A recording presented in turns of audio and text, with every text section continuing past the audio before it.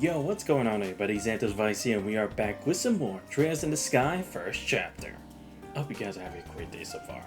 Sorry I did it a bit late. I honestly didn't know what my plans would be today, so kind of just try to keep myself open in case I had to get called for anything last second, but we're good. Anyway, where we last left off, we had finally made our way to Zeiss. Heading over to the Zeiss Central Factory to meet with the professor, and on the way we actually met up with Tita, who does seem to be, who currently is still like undergoing her training or whatnot, or just been a recent recruit at the factory. So I did do a bit of grinding before we continue with the main story. I went at least around this whole area, and I think I already went through all of Elmo Village as well, like that whole area. I just have not gone through this path to Sangtime Gate and the Soldat Army Road yet. Those two places I still have yet to actually go through. And I haven't gone back to Keldia Limestone because I still want to grind a bit more. I know it's Sky, but still, watch your stuff. Yeah, I mean, hey, someone's got a soldier on, you know? I mean, again, it's Sky, so it's more tolerable than if it was Daybreak. So, I'm at least more upbeat because of that fact. That saves me at least a lot of head strain from that. But yeah, we're gonna continue with the main story, but first we're gonna do some of the side quests. Because let's see, I want to at least do the one with the monsters here, but I don't know if the team of two of us is ready for it. Yeah. Alright, so let me check. I keep pressing the wrong button. Okay, so yeah, I had to deal with this one, the Trap Plains monster. Because I think we already did one quest, right? It was the library one. Okay, this actually is the only other one left. Then maybe I'll also check out the Crimson Tower. Because I don't think today will be one where it's like we could do a lot of main story stuff. Because I'm actually going to head out to get a grocery... potentially head out to get groceries later today. So I might have to end stream a bit earlier than I would have wanted to. And also, my bad, I still keep forgetting to change the fucking schedule on my channel. Like, will I ever fucking learn? But, yeah. Anyway, regarding that. We are going to get through this real quick. Besides that, I've been looking to...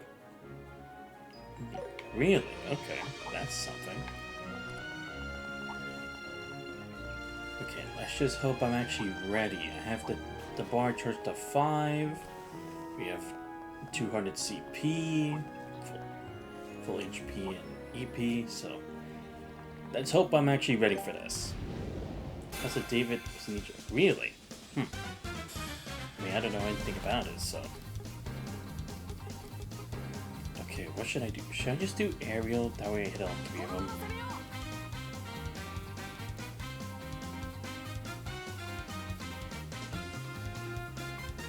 Okay, there we go. Yeah, I guess I had to do it like this.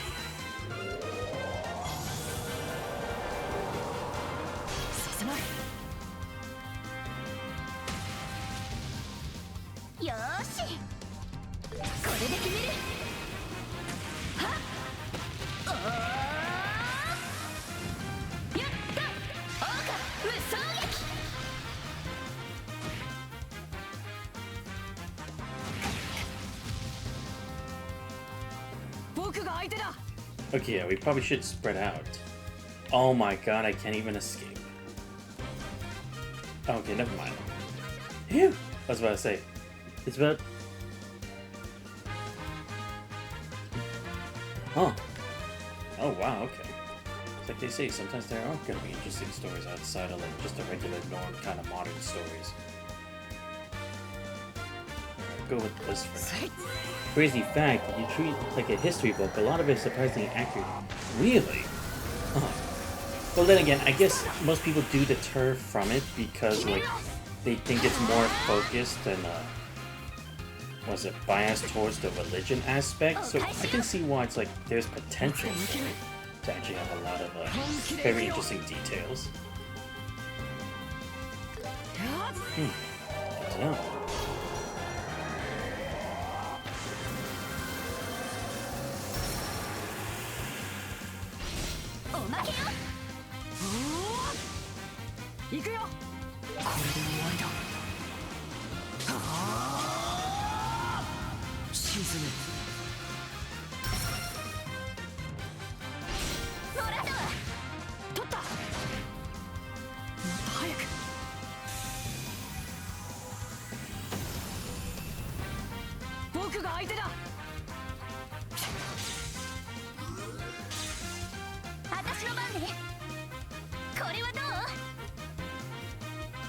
Ah, damn it. Doom Morale's not really gonna help, is it? Eh, screw it. I'm gonna do it.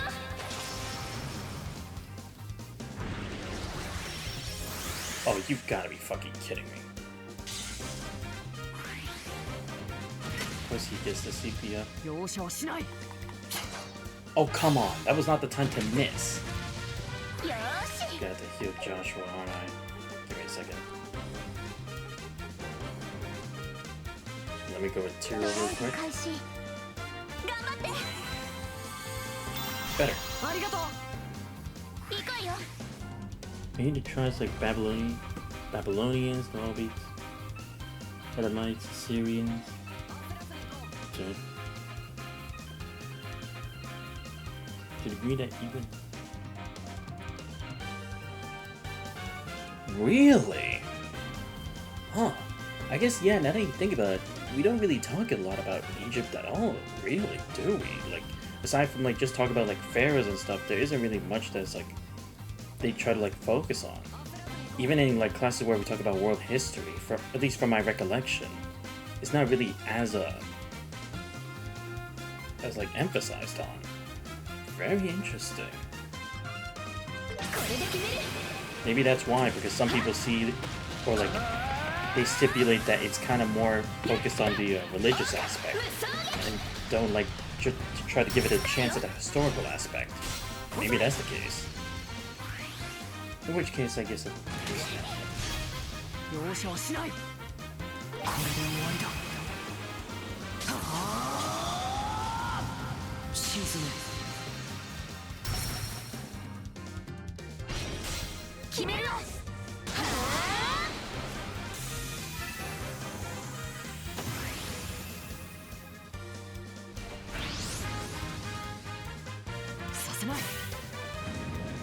Thank you, Joshua. I actually didn't need that. Ooh, nice. Oh, come on. He did not need the HP. Are you serious? Okay, give me a second. I guess a tear.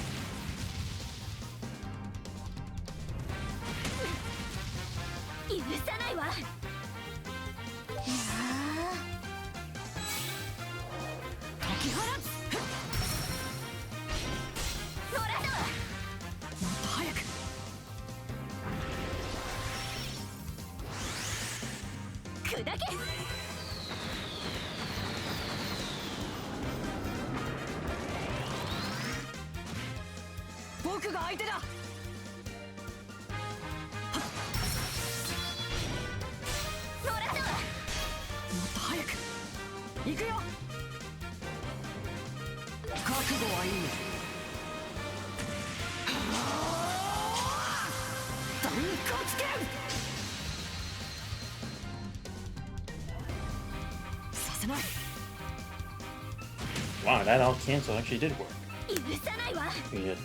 The Bible also covered 4,000 years worth of history: the Egyptian, Assyrian, Babylonian, Persian, Greek, and Roman. Well, those seven empires. Still, that is true because, again, it has extended to that long point in history. So, yeah, it is kind of one of those long-standing like piece of information. Wow, I honestly didn't even look at it like that. But again, it's like you kind of do have to give it the chance to actually see if it is or not. So I respect that.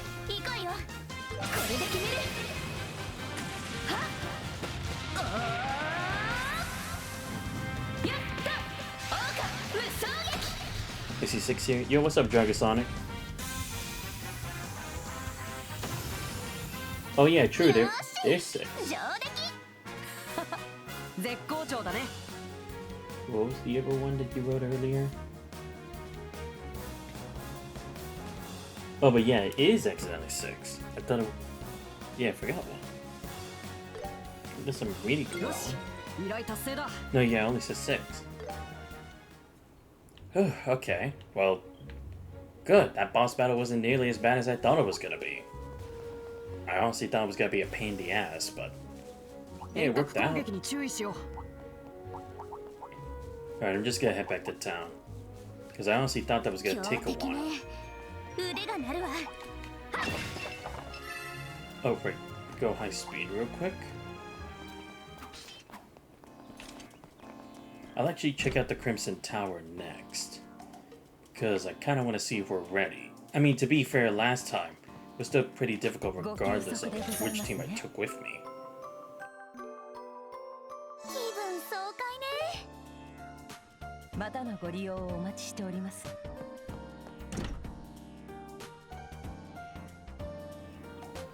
Okay, so, yeah, let me just save real quick. Oh wait, I have to report this to the guild. Right. Where is it? Oh, right, here.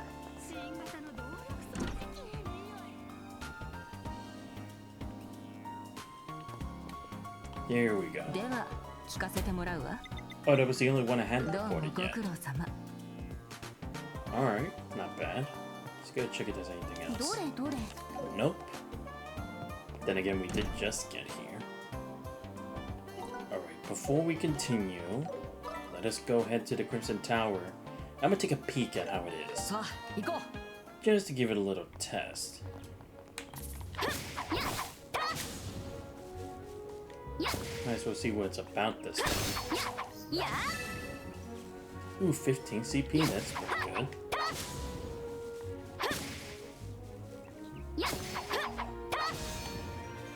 Yeah, anyway, how are you, Drago? Hope you have a good one.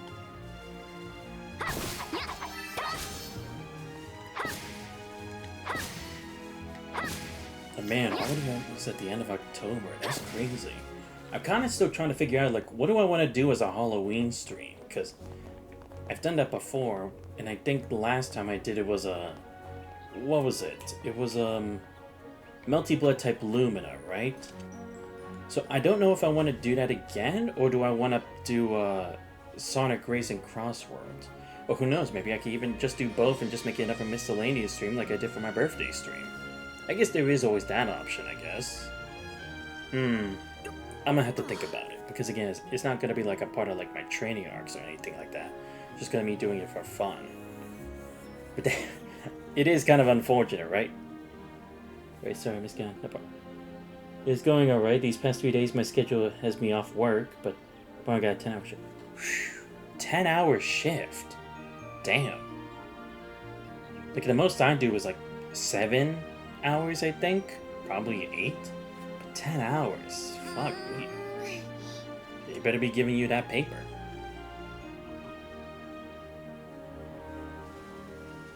Would recommend horror stuff, but my suggestions would be stuff that might take a few days. Ah, okay.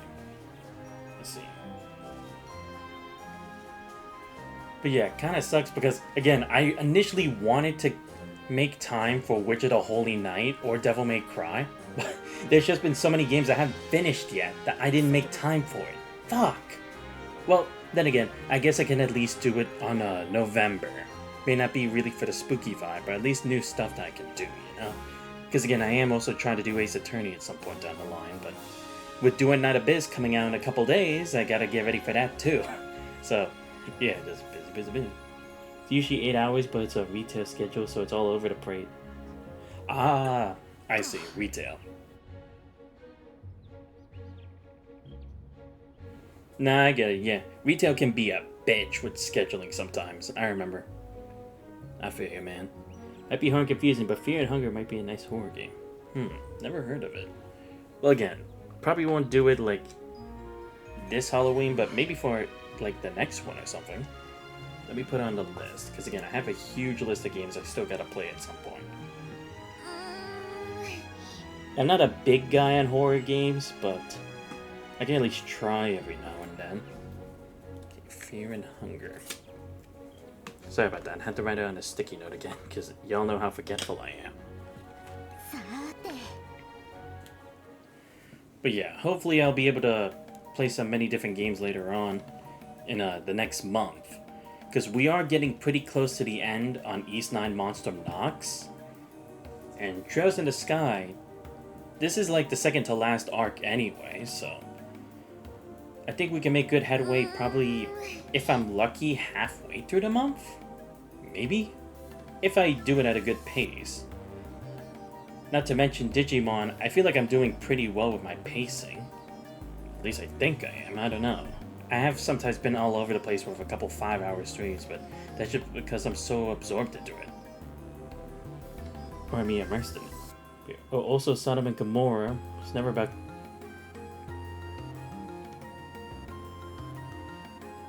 Huh?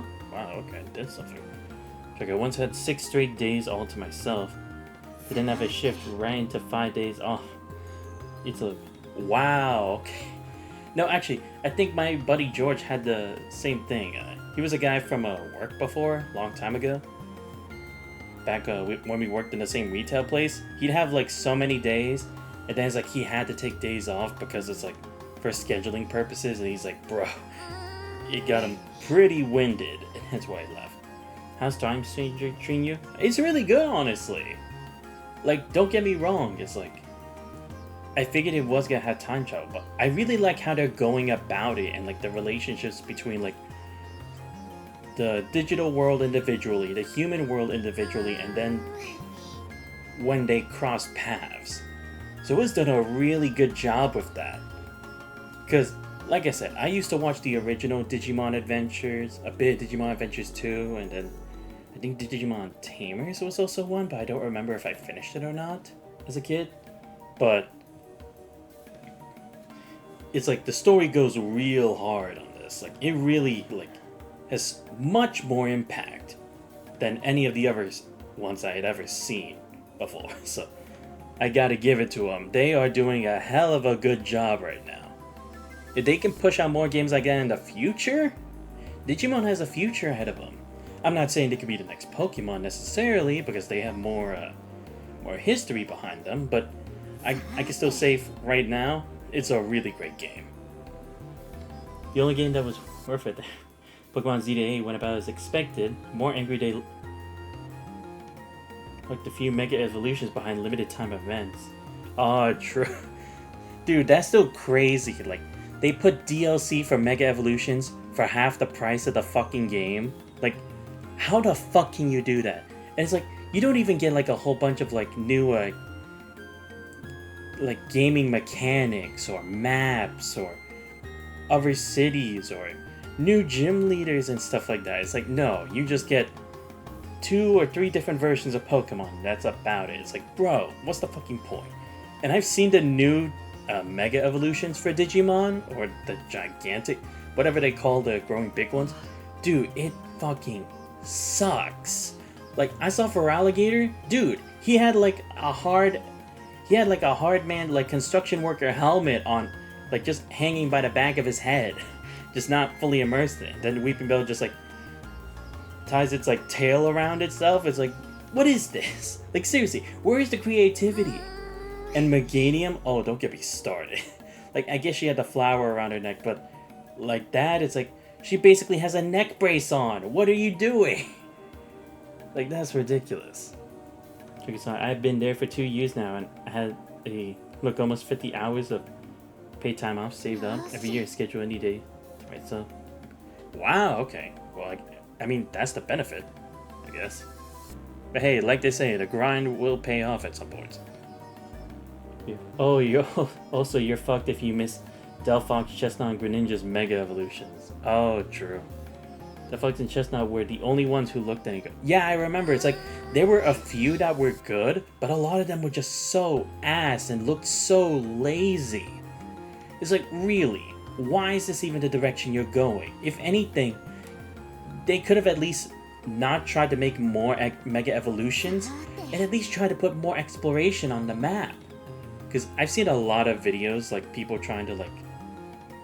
I'm making sure, like, I'm trying to keep, like, an even opinion based on, like, what I've observed of, like, many clips and stuff. But you can't even go inside a lot of the buildings. Hell, even in the 2D, like, DS games, you can go into people's houses, you can go into markets, you can go into, to apartments. And yet, in that freaking game, you can't go anywhere. It's like, what's the fucking point? There's no exploration. You can't say the whole town is the area when Pokemon's all about the adventure of traveling around the world, or traveling around the region. That's the point. I mean, yeah, it's infuriating how the Kalos-started Megas are only obtained through the ranked via tree like the plague. Skarmory looked like a damn palette.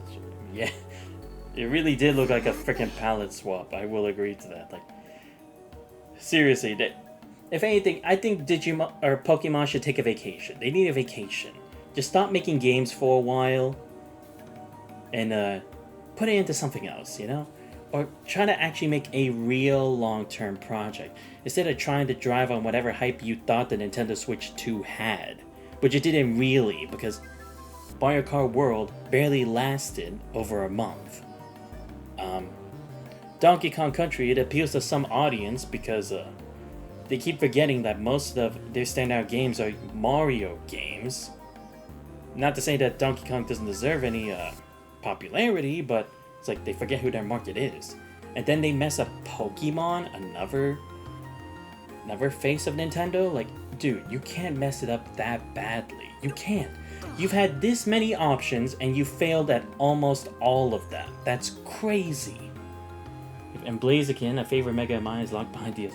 What? They locked Blaziken's Mega Evolution with DLC? Dude, Mega Blaziken is one of the coolest. You can't be serious. That is unforgivable. That's honestly unforgivable. Although the rank mode is extremely forgiving, you can never lose a rank as you move up to it, and the rank needed for the Mega is not immensely high, up like 3rd or something. Oh, okay. But isn't it also true, like, I think I saw this, but like, when you reach a certain rank, you just skip a lot of grades to like E or F or something? I don't remember. But I saw it in one person's video, I'm like, bro, then what's the point of saying from Z to A if you're not actually going up all those ranks? I mean, it's good that they're skipping it, but at that point, you might as well not have said Z to A, because then why even have it as the title if that's not the point? Yeah, why not just have the Kalos Star these Megastones earned in the Kalos Star site? Wait, they don't even have that? Dude, what the fuck are these people even thinking? Like, honestly, Game Freak should just give up Pokemon once and for all. They should give it to someone else. Give it to someone else who actually wants to work on it. Because based on like how little effort it looks like they have on it,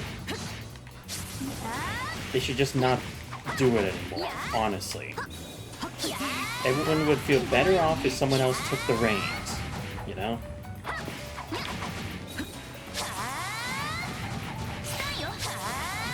Oh shit, my bad. Okay, just go full blast. This thing's pretty strong. Okay, yeah, this thing's pretty tough.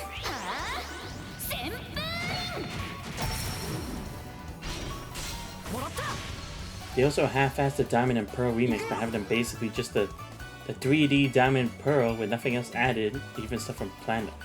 Really?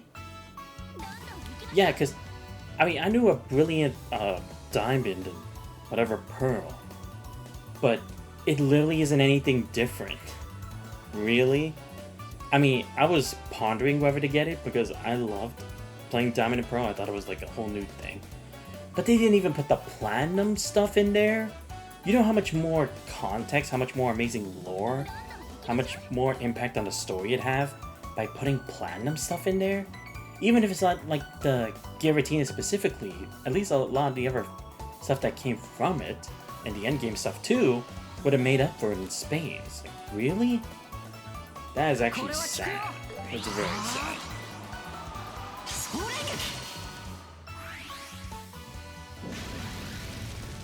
But it's like, that's the thing, it's like, that's the difference, because, look, I'm not trying to defend Nihon Falcon for everything they've done, because they screwed the pooch with Daybreak, let's at least admit that. But at the very least here, what they're doing with Trails in the Sky first chapter, it's looking pretty great to me. Again, I won't say it's perfect, because I haven't seen the whole game yet. There's still the more intense scenes I have yet to see. But at least for right now, this remake has been done well. Persona 3 Reload, the remake of Persona 3, was pretty great. But it's like, with these Pokemon ones, it's like, what the fuck are they doing? Do they even know how to make a game for the people that they actually want to buy the game? It's like they literally think they're just making it for people who've never played a video game before and think like, just like a grade C game is enough to like make like even more than what they make normally. Like, why? It's most modern media in a nutshell. All I'm hoping for is Horizon 2. Yeah, all we can hope for, really.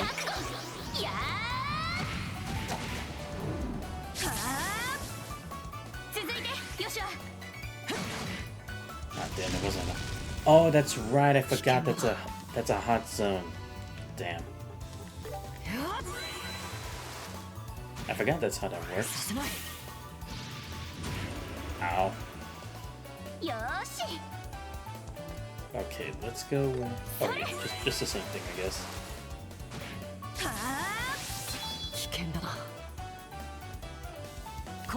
Just do this.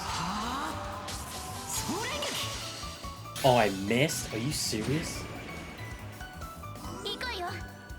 We are given the characters that return to Daybreak 2 and Horizon 1 who are all the official. What do you want to see in Daybreak 2 poll? Or from that list? Everyone's on that list. I read the Witcher twice. Okay. Yeah, that's the thing. It's like, how the hell has that not happened yet? How are they just putting like others where it's like? Because don't get me wrong, I would love to see Kevin again. I do, but it's like you're telling me that Celis and Leon was his name, I think. Two people who are supposed to be from that order are so bad at their job, they couldn't do what one Kevin alone could do in Trails in the Sky second chapter. Like, are you fucking serious right now? Like, that's outrageous. Because also, it's like, their magic should still be levels ahead of the technology that they're still progressing in Daybreak and Calvard. Like, how does that make sense? It could be Horizon 2 because of the divergent laws. Possibly. I mean, I don't know what happens in Horizon yet, so we'll have to see. So say this, Kafai being Horizon is pointless? Oh boy. Well, we'll see how pointless it is when we cross that bridge. Because again, right now, even just not being on screen, he's already not made a great impression. What was it doing again? Oh, right, this. Let's just say the Cambodian government also called in Reen and Crow for mech stuff, which is actually... Really? Wait. Wait, and Reen and Crow actually agreed to this? Doesn't that seem kind of dangerous? Because, I mean, you know how many times they've trusted the adults and they've done shit wrong every single time? Like, forget about Osborne. What about Rufus? What about the nobles? It's like, y'all can't be too trusting of people to like show them the extent of your true power, especially stuff that's like exclusive to you. Because I mean, I know that they just use Panzo Soldats now instead of like their Divine Knights after the ending of Cold Steel 4. But even then, it's like, is that really a technology that they should, and it means they should be sharing with Calvard? I mean, I get it, like they still have to help Calvard technically recover after the incident Arabonia pulled in the in Cold Steel 4, but still, it's like that's practically saying, give us all your national secrets, and we'll call it even. Like, how can they trust that when it's like Reen should be a bit more skeptical about this? That's why it's like I think they're trying to glaze it.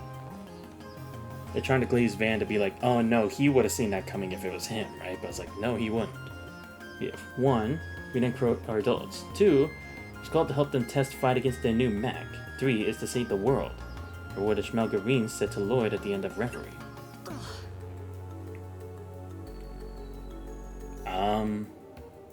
I honestly don't remember.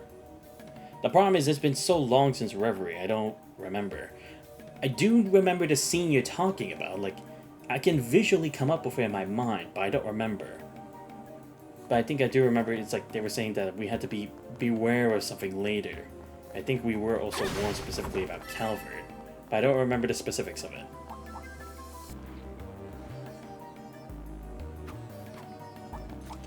Schmelgarine said to Lloyd there would be some horrible incident 2 or 3 years ago. Oh, yes. That's right. Yeah, but it's like still, it's like, why would they... At least from what I saw of the trailer and like some sneak peeks, it's like, can they really like afford to show Calvert all their hand? It's like, you don't even know who to trust in Calvert, really. Like, you know how many times we've been lied, hoodwinked, and bamboozled by literally everyone in Daybreak? I wouldn't trust anyone with any secret at that point, because every time they take advantage of someone just because they know a bit more than the other. And we're supposed to act like, oh no, it's our fault for being stupid, when it's like, no, it should be obvious. You should never have trusted these people initially, or at least not enough to spew all your heart feelings and emotions. That's the other thing that kind of sucks, is that they try to make them seem smart when they're really just like too much thinking with their heart, or not really thinking at all. And yeah, it's like, no, this is exactly how we wanted it to. It's like, no, it wasn't, because technically you guys still failed and let it escalate to that extent. Not really military secrets. In fact, the stupid part is Bramhard never tried to ask Green or Crow in News Class 7 to actually help. Wait, really? Huh. But like I said, I'm just making an assumption based on stuff I've seen. But okay, interesting.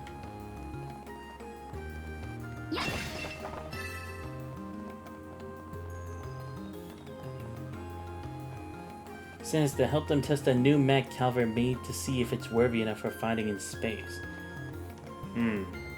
I guess that's also kind of the thing, right? Because the thing is, they only know when the threat's gonna happen, but they don't know from where it's coming from, right? So I guess in the event that it's like maybe aliens become a thing, they would be prepared for it. Maybe that's why. Is that the right line of logic I'm supposed to be going with? I mean, the right line of reasoning as to what would be the reason that they would test the mech in Calvert? Because again, it's like, they don't know who it would be at this point, because now they stopped the force in their own country. It's like, could it be someone else? Could it be someone like Ouroboros? No, think time transfer cosmic force. Wait, what does that mean? That sounds like such a far out of it idea. I don't even know what that would mean. But it sounds ridiculous if all of that stuff has to be filled in at once. Oh, come on, I missed again? It involves a Septarian. Oh, great. Another one that supposedly couldn't handle the job. Septarians are cosmic. Oh no, right. My bad. Wrong thing. I was thinking like the Guardians, like supposedly Celine was supposed to, except she didn't do anything. And like Zeit, right? Because he was also like a Guardian in the Septarians. My bad. Sorry. Like I said, it's been so long from like a lot of this stuff.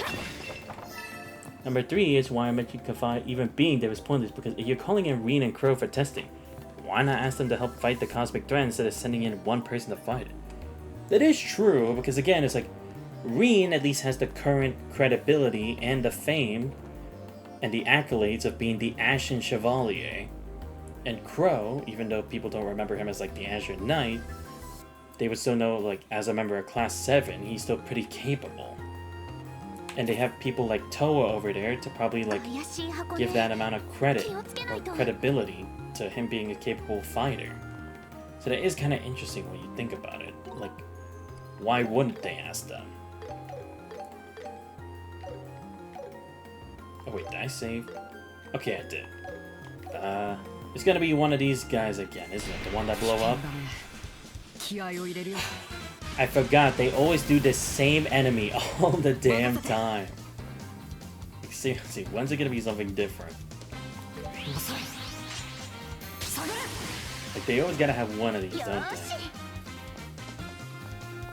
Okay, let's go with Morale. Then go Barrage. You just skip it? Oh wow, okay, I did like nothing. Yeah, that is not good fun. Hell, Green Crow and new Class 7 are seasoned mech pilots who fought cosmic threats with mechs 4 times. 4 times! You just 7 mechs to fight this thing. You wouldn't have to deal with this shit. Yeah, exactly. It's like, they have so much experience with this kind of shit now. Like, why not ask the See, that's the thing. It's like, why not ask the professionals? Why just, like, asking the wrong people all the damn time?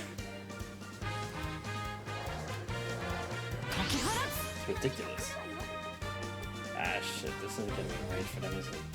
Ah, whatever. I just need something.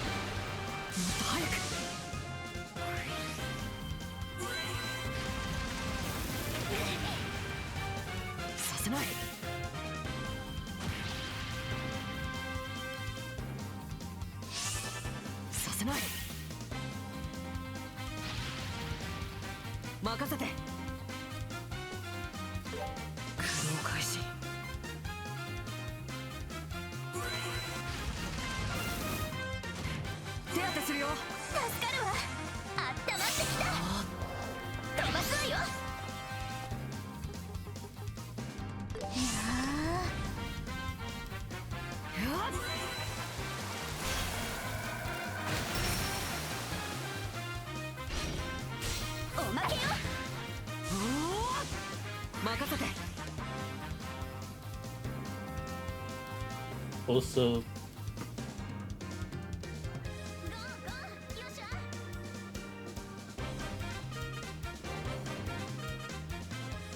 wait, what?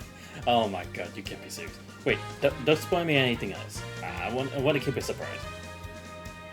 Because I want to see what kind of I want to see the ridiculous bullshit from up close.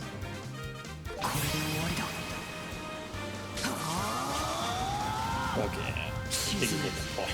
Oh boy, that definitely does not sound good for us, now does it?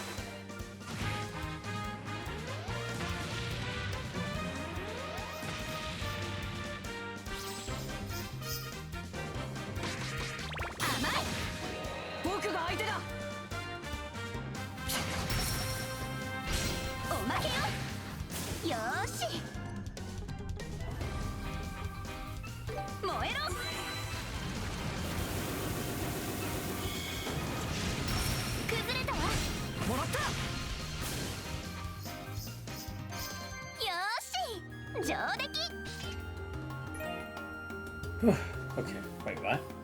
An Eastern sword is tall as a person. Once you... Oh, okay. So this will be for Agate. Okay.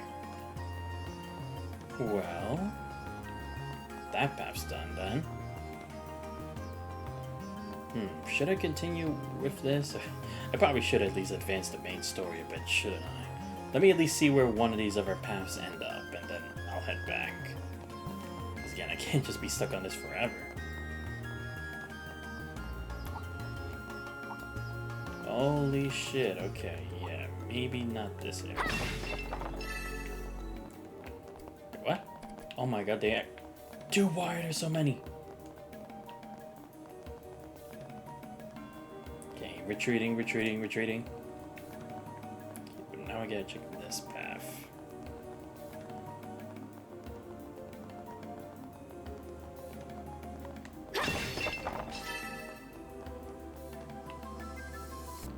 Okay, so we got another bird here. No, I'm just gonna skip it. Oh, just for an attack 3? Yeah, I'm not gonna bother with that. Okay, this one's a dead end.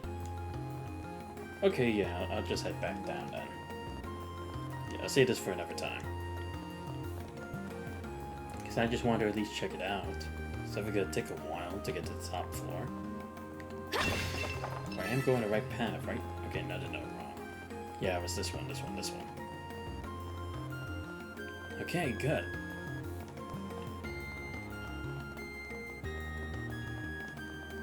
But damn, did I use a lot of EP for Joshua for that fight. Shit. I mean, he did get levels for it, so it's fine. Well, not levels, I mean EXP. Damn it. Okay, so let's go back. Oh, god damn it, right, I have to exit. Okay, yeah, now we can actually go meet the professor. Sorry about that. Took a bit longer than I thought. Right, gotta go to the second floor. Oh, what's the third floor? Damn it! I forgot again. Okay, no, yeah, what's the second floor? My bad.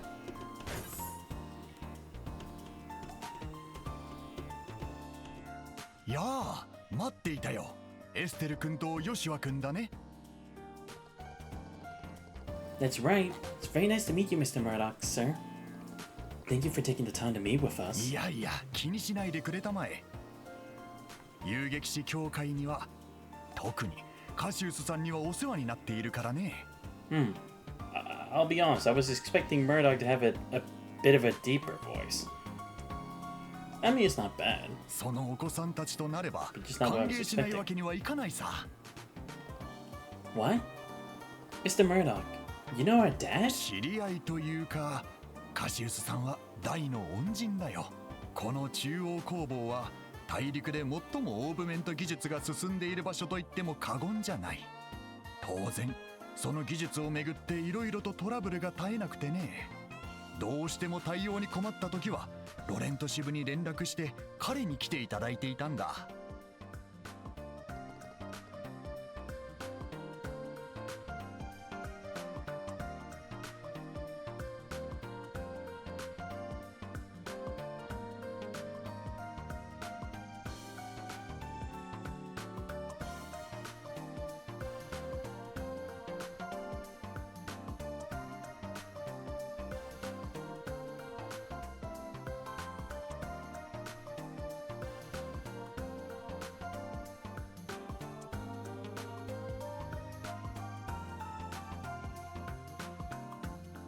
I never knew that.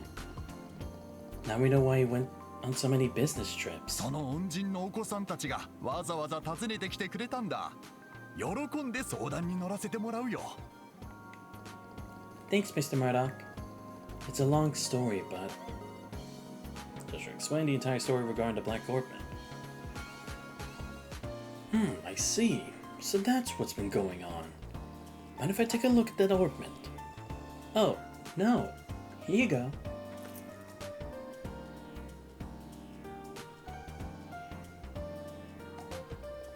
What a mysterious piece.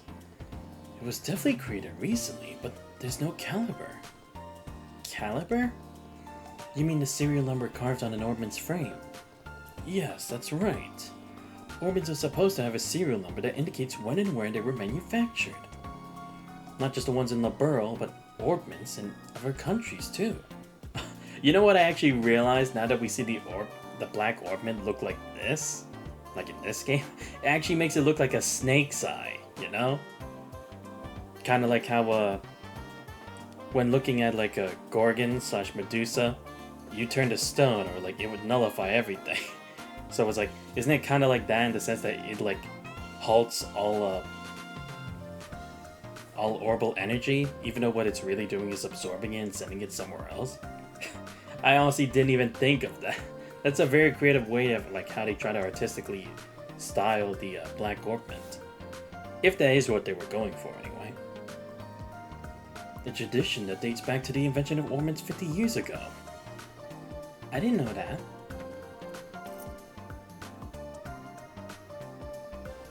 Oh, there's a number on mine too. You seriously never noticed that before? Oh, shut up. Anyway, is it that weird for an orbment not to have a caliber? Every orbital technician puts a caliber on their orbments. It's just a given. They put them on test pieces too.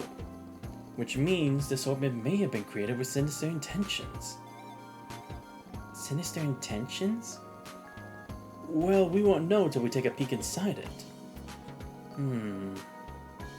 Is something wrong? It's weird. I can't find the adjustment panel. There aren't any seams either. How in the world was this thing assembled? Looks like we're not going to be able to look inside. No way. What if we just cut through the outer frame? Wouldn't that work? Well, that'd definitely be the fastest and easiest way. But I wouldn't want to damage something that was into caches. Good point. Maybe the professor could handle this. Oh, you mean the professor mentioned in the note, right? Yeah, maybe we should ask for his help. The thing is, this note was sent with the orbment. Trying to get Professor R to analyze it. Do you have any idea who this Professor R could be?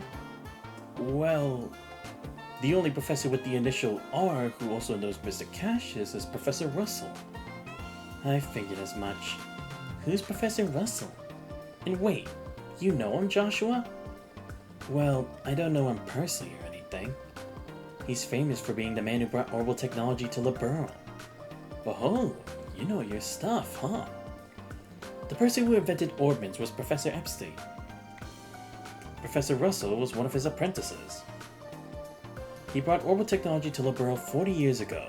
This kingdom turned to an orbital powerhouse. You could say he's the father of the orbital revolution in Liberl.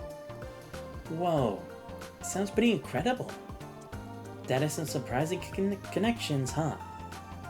But I don't know about trusting that professor with the orbment. Now tell him what'll happen, huh? You know, for better or worse, he's a gifted genius. His curiosity causes all sorts of troubles. Like the time he invented the orbital airship. Oh, adios. He looks so done. There's probably a story or two behind those eyes. Sorry. In any case, if anyone can figure out what that orbit is, it's Professor Russell. I'll introduce you so you can ask him. Thanks, Mr. Murdoch. Where can we meet him? Let's see. Just a second.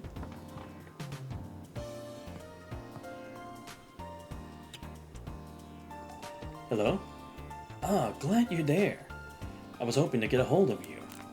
Would you mind coming over here? Thanks. I'll be waiting.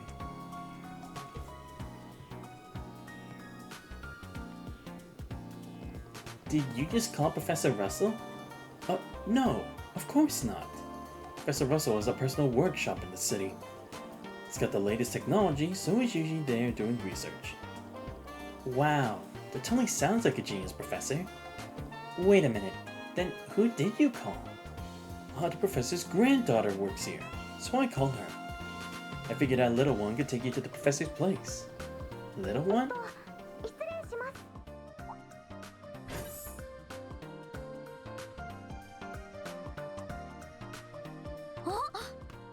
君は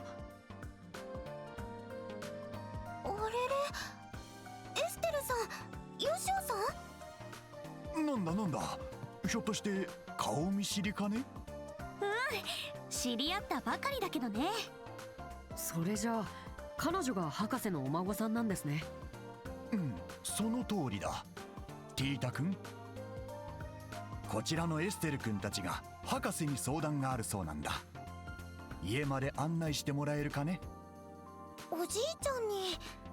はい、わかりました。よろしく頼んだよ。そうそう、何か分かったら私にも教えてくれると嬉しいな。技術者の端くれとして非常に興味をそそられるからね。わかったわ。それでは失礼します。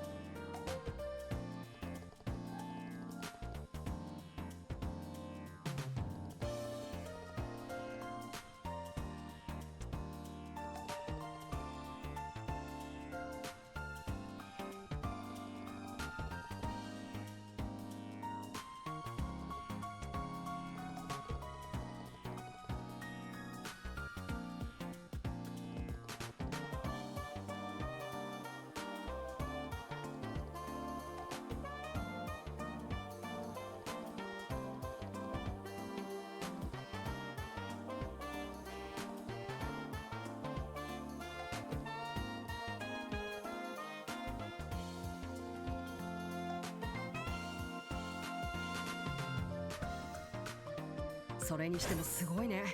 その年で中央工房の見習いなんて。全然すごくないですよ。少しお手伝いをしてるだけですから。調整でしょうか？こやの。私は同じくらいの時、朝から晩まで野山を走り回ってたの。それも楽しそうですね。いやーティータ、この前はオーブメントの調整ありがとな。どういたしまして。またいつでも声をかけてくださいね。本当にみんなから頼られてるんだ。あらティータちゃん、ちゃんと食べてる？博士はあの調子だし心配だわ。大丈夫です。一応家事も分担してますから。なんか普段の様子が目に浮かぶ気がするね。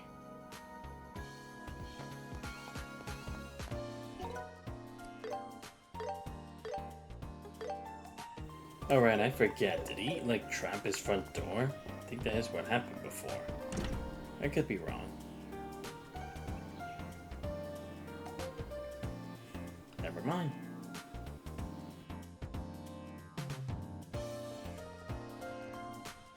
This is my home. Nice place. Wonder where Professor Russell is. I think Grandpa's in the workshop. It's through that door over there. Yeah, I know, I was here. Okay, no, he's probably upstairs. おじいちゃん、ただいま。ここをこうしてこうすれば。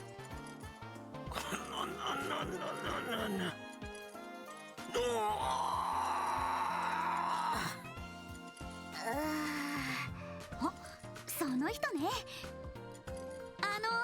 はじめまして。私、遊撃士協会のエステル・ブライトって言います。実は博士に相談したいことが。あり？できたやったい、ついに完成したぞ。さすがわし、すごいぞわし。こいつは早速テストせねばなるまいて。なんなのよ。ごめんなさい、エステルさん。おじいちゃん、発明に夢中になると周りが目に入らなくなって、数日前から作っていた装置がようやく完成したみたいなんです。なるほど。さすが天才って感じだね。そういう問題じゃないと思うんですけど。面目ないです。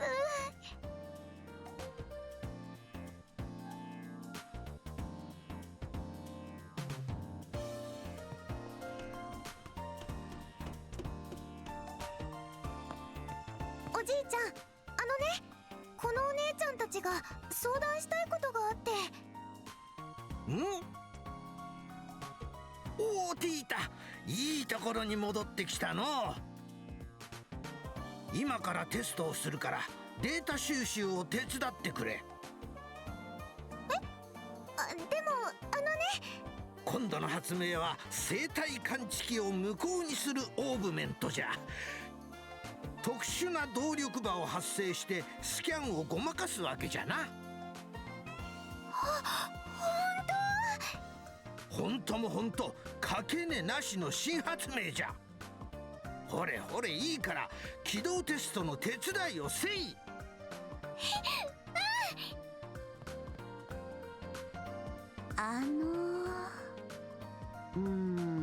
しばらくかかりそうだね。ほれ、そこの黒髪の。僕のことですか？他に誰がおる？2階の本棚から動力場における赤力値というノートを持ってくるんじゃ。ほれほれ、とっとと急がんか。はい、わかりました。ちょっとよしは。ほれ、そこの触覚みたいな紙下の。触覚。なんですって。ボケーっとしとらんでコーヒーでも入れてこんか。なんで私が。ちなみにわしはブラックじゃ。泥のように濃いやつを頼むぞ。聞いてないし。もう分かったわよ。はい。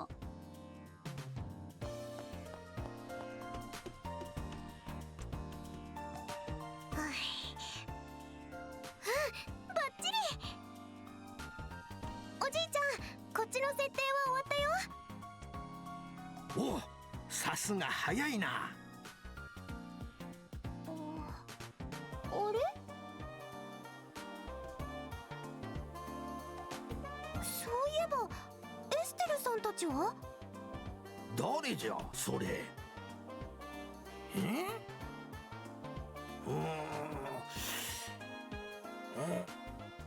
そういえば見覚えのない若い助手どもがいたが、はて、マードックのやつがよこした新人かの。おじいちゃ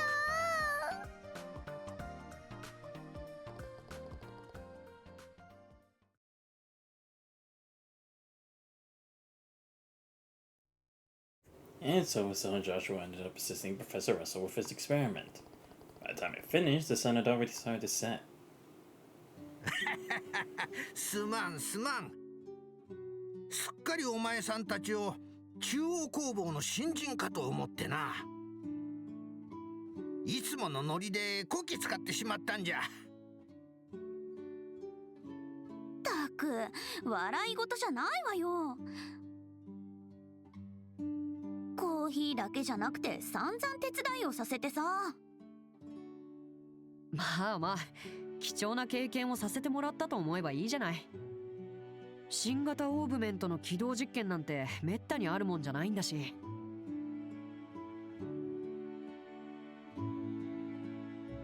ほう、お前さんなかなか分かっておるようじゃの。どうじゃ、遊撃士なんぞやめて動力学者への道を進んでみんか。もうおじいちゃんたら。ごめんなさい、エステルさん、ヨシアさん。なんだか私も実験に夢中になっちゃって。あ、ティータちゃんは謝る必要はないんだからね。はあ、ど動力革命の父とか言うからどんなすごい人かと思ったけど、ここまでお調子者のじいさんとは思わなかったわ。そう褒めるでない。しかしまさかカシウスの子供たちが訪ねてくるとはのう。わしの方もびっくりじゃよ。あ、やっぱり博士って父さんの知り合いだったんだ。うん、結構前からのな。あやつが軍にいた頃からじゃから20年以上の付き合いになるか。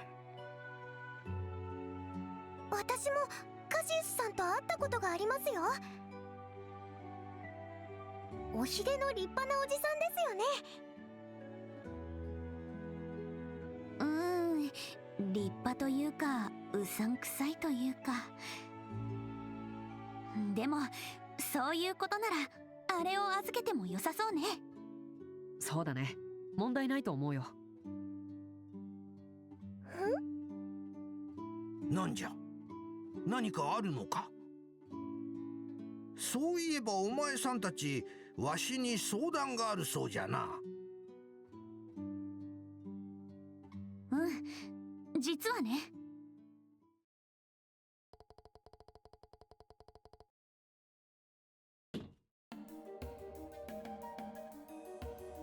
ほう。真っ黒いオーブメント。これは興味深いの。キャリバーがないのもそうだが継ぎ目の類が見当たらん。しかもこのフレームは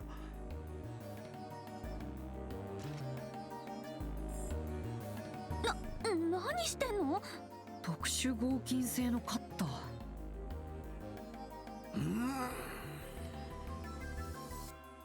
やはりか。これ見てみるがいい。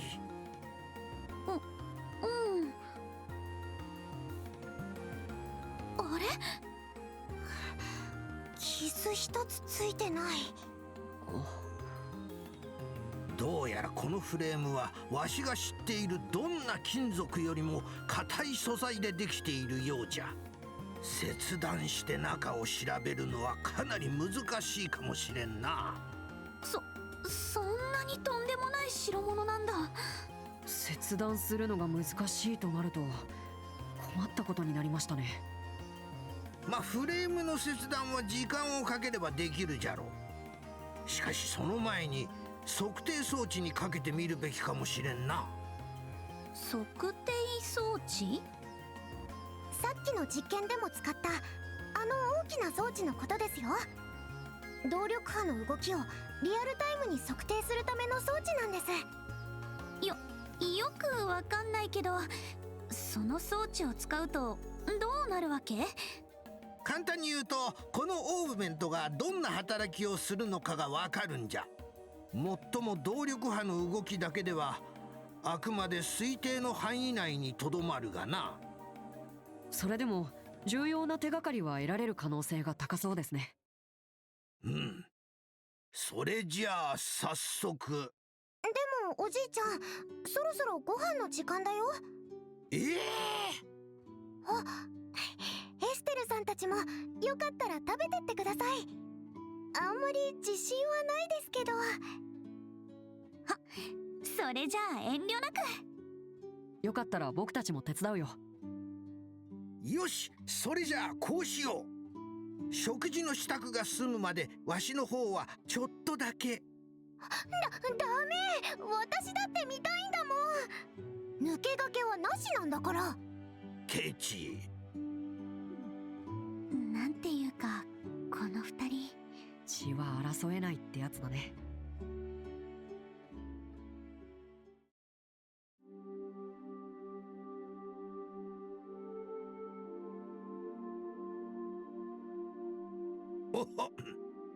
腹も膨れたことじゃし、早速始めるとしようかの。それではエステル、例のオーブメントを台の上へ。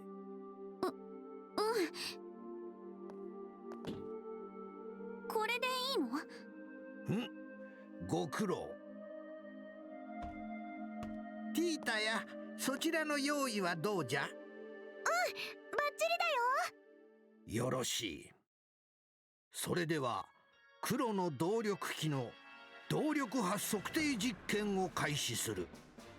黒のオーブメント？なんかまんまなネーミングね。Simple is best じゃ。とりあえず名前がないのは不便じゃからの。ドキドキワクワク。この子はこの子ですっかりやる気満々だし。よし、それでは始めるぞ。ティータ、装置の起動を頼む。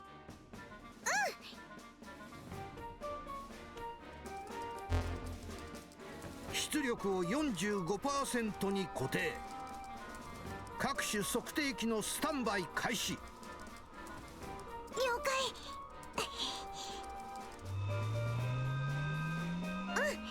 各種測定器準備完了だよ。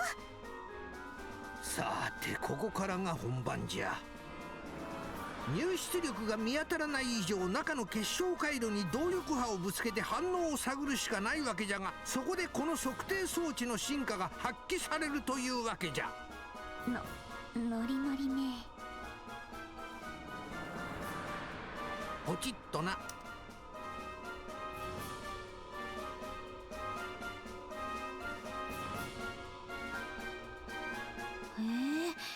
いかにもそれっぽい光ね。なるほど。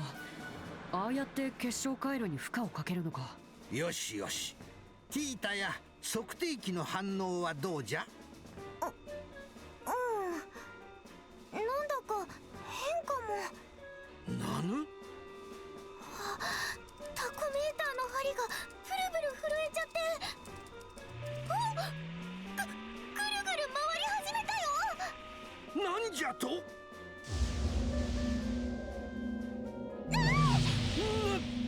なんじゃこれは。よしはこれ。あの時の黒い光。なんじゃと？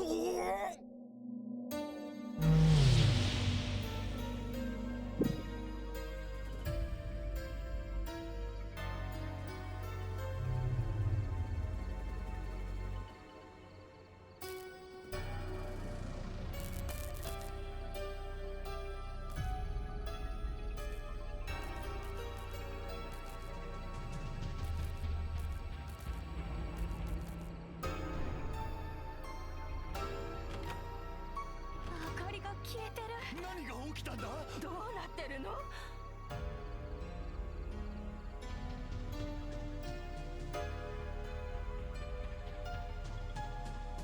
おじいちゃん、これ以上はダメだよ。測定装置を止めなくっちゃ。止めてくれるな。あと少しで何かがつかめそう。ちょっと街中の照明が消えてるわよ。なんと。仕方ない。これにて実験終了じゃ。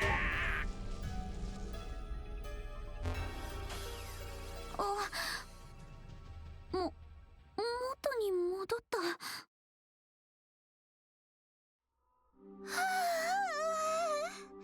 ケーキの方はダメじゃ。何も記録しておらん。ということは生きていたのは黒の動力機が乗った本体のみ。あとは根こそぎということか。よかった。実験を中止したみたいだね。よしは外の様子はどうなの？うん、照明は元通りになったみたいだ。まだ騒ぎは収まっていないけどね。そっか。でも一体全体何が起こっちゃったってわけ？そうじゃな。あえて表現するならば動力停止現象というべきか。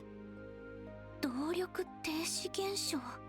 オーブメント内を走る動力が働かなくなったということですね。やっぱりその黒の動力機が原因なのかな？うん。間違いあるまい。しかしこれほど広範囲のオーブメントを停止させるとは。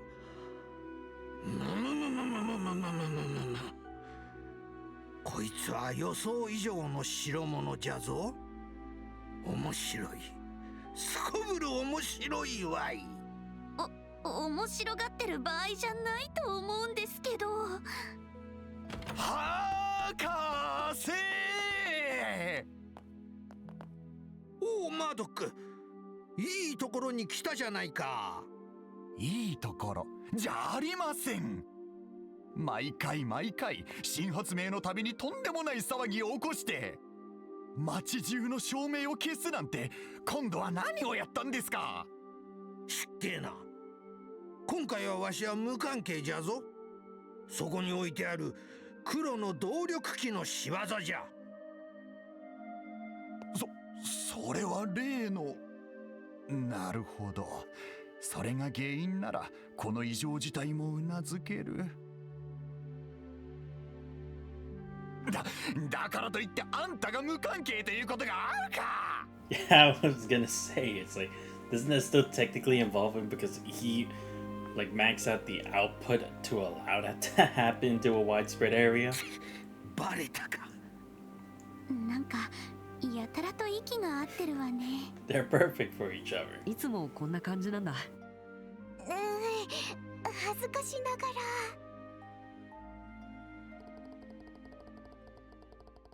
And so the first day in the city of Zeiss passed by in a whirlwind.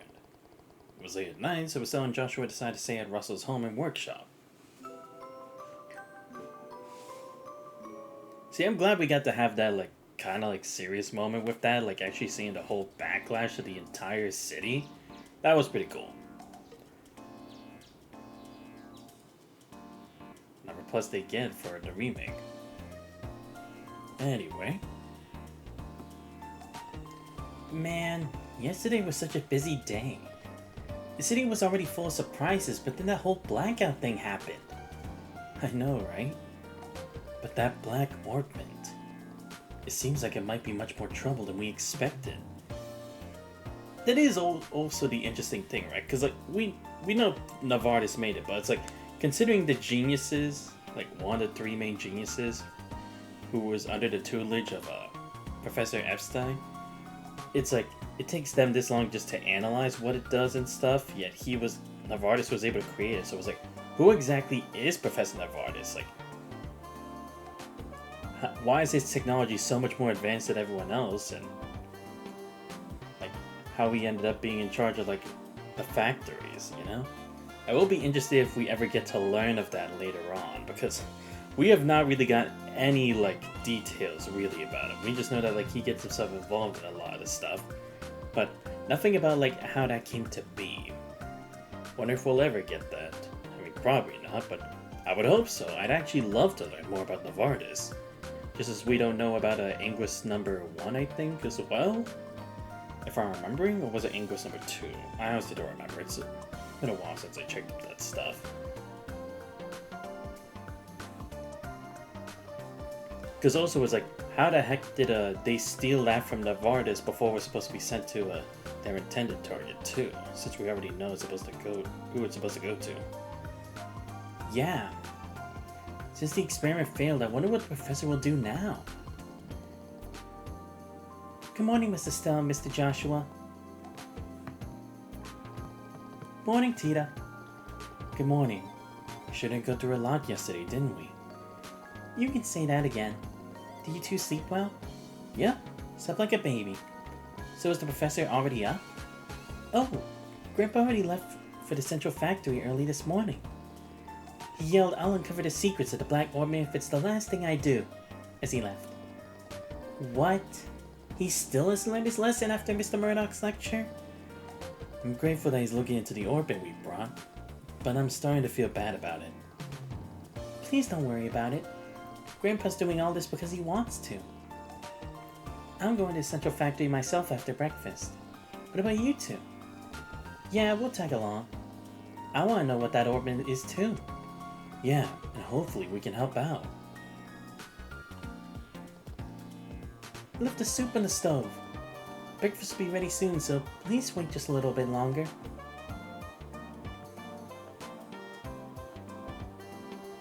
Aw. Wish I could take her home. That's kinda creepy, Estelle. Oh, shut up, Joshua.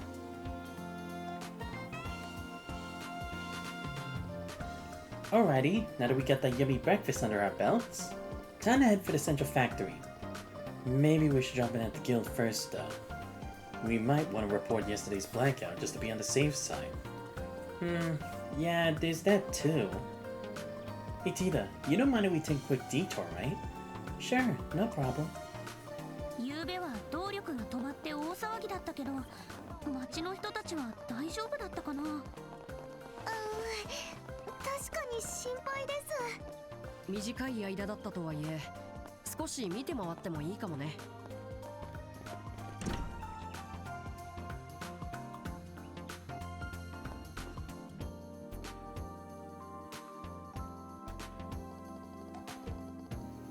Good morning. I heard yesterday was taxing. Could you give me a full report? Wow, cutting straight to the point as always, huh? Mr. Murdoch filled me in on the basics, but I'd like to hear about it from you as you were actually on the scene. Understood. So here's what happened. I see. It was sent anonymously to Mr. Cassius. I knew it had to be something dangerous. The guild is interested in this too, so do keep on working with the professor. Of course you will. We'll give you a report right away if we find out anything. Okay, it doesn't seem like new quests either, which is good for me, honestly.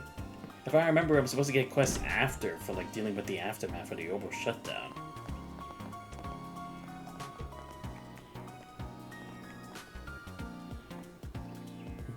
Oh! He was the kid that we saw over at not Bose. What was before that?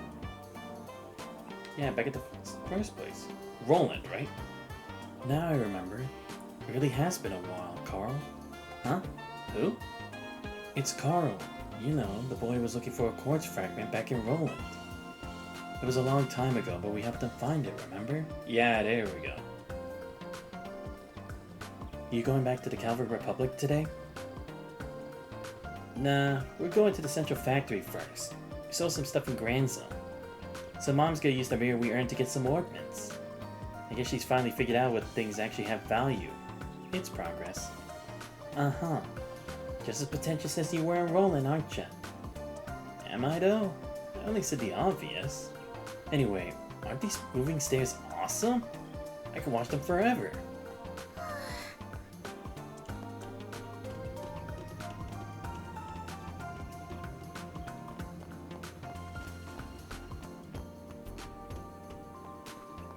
Anyway, yeah, let's see how this is gonna work.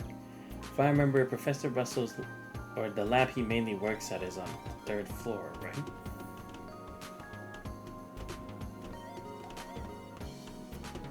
Oh, they have new stuff here? Oh, maybe it's weapon stuff, actually. Yeah, because this looks the same. Oh, here we go, the Zanbato. I'm gonna keep a hold of that for now. I don't feel like I need it just yet. Oh, okay, yeah, I guess we should get Tita's. Yeah, I have a lot of Zephyr anyway. Okay, so what should I put? Decisions. I guess I could put another... Yeah, because she already has Ibika too, so I don't gotta worry about that. And she already has hit. Okay, she has defense. Topaz shield, defense when crit rate. That might actually be good. Oh yeah, because she gets Earth Wall? Perfect. Yeah, I like that. We'll go with that. Thank you.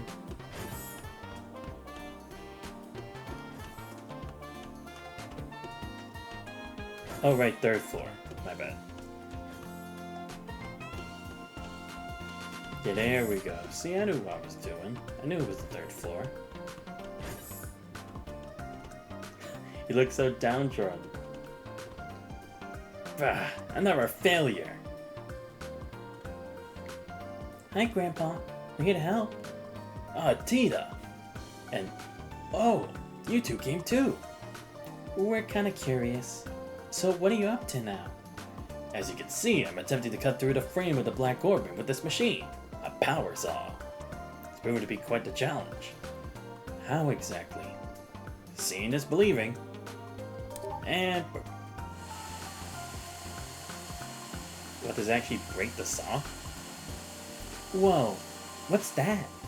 It's a circular saw. It's made of a special alloy that can cut through almost anything. Then it might...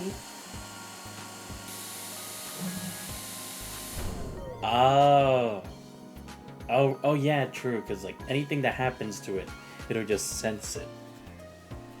It stopped. So like a defensive mechanism? Not again. This is basically what happened last night, but on a smaller scale. It seems this black orbit has the ability to shut down any orbits trying to interact with it. Oh right, Orbital Saw. Right, I keep forgetting. Everything they have is powered by orbital energy. It appears to work on all kinds of orbits, not just the lights. Oh. But Grandpa, won't it spread like it did last night? Great point, my dear. It seems this orbital shutdown spreads to other active orbits within a specific range, which is about 5 Arch. That also means that if there aren't any active orbits within that range, it won't spread any further. Is that how it works? Of course, knowing that still doesn't solve the problem. Can't look inside it if it keeps shutting down the machine. This is quite a predicament. Hey, can we just, like, cut it with manpower? That's what I'm saying. You know, determination and a bit of violence? We can't do that, Estelle. The special alloy cutter didn't even make a scratch, remember? Oh, good point. How about fire? We can chuck it in the furnace and watch it melt. No, that'd ruin whatever's inside. Oh yeah. Wait a second. That might actually work. What? Like, we can melt it down? No. The biggest problem we have is that it uses orbital energy. We could modify the machine to run on something else. Yeah, there we go, see? As long as it's not orbital energy, it won't react that way. Modify the machine to run on something else? Is there even a way to do that? There sure is. It's called an internal combustion engine. It's a type of machine that generates energy by burning fuel. The concept has existed for a long time. It's far less efficient than orbital engines, but we should be able to get a little machine up and running. Yeah, because that's the thing, it's like, it's not like they don't have any alternative sources of energy that they can use. It's just that orbital energy has become so useful and very convenient. That's why that's the main source, compared to like, just using electricity and those kinds of things. I didn't know an engine like that even existed. I see. Now I understand how you got the idea from the word fire. But Grandpa, I've never seen an internal combustion engine unit anywhere. I believe there's an old research unit somewhere in the central factory. Oh, and we also need to get the fuel for it. Fuel? You mean oil? Nah, it must be a highly combustible liquid called gasoline. It's also used as a solvent. I believe there's a decent supply stored here. Yes, this just might work. Alright, let's start modifying the machine. I'll help you, Grandpa. Is there anything we can do to help? Obviously not any technical stuff like Tita. Perhaps you could fetch me the internal combustion engine and the gasoline. They're a bit heavy, but I think bracers are strong enough to carry them both. Leave it to us. Internal combustion engine and gasoline. Got it. Can you tell us where they might be?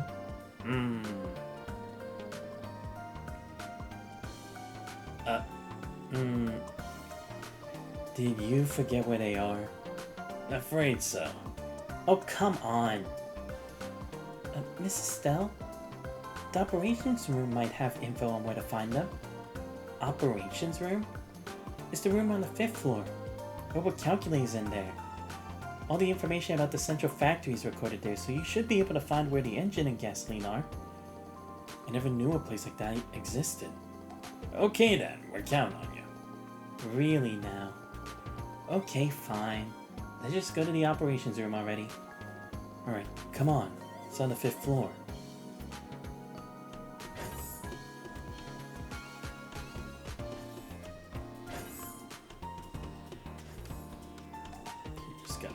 2 floors here. There we go.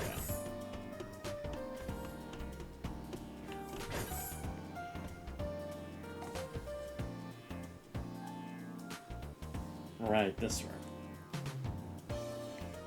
Check out this room. So techy. Looks like we got the right place.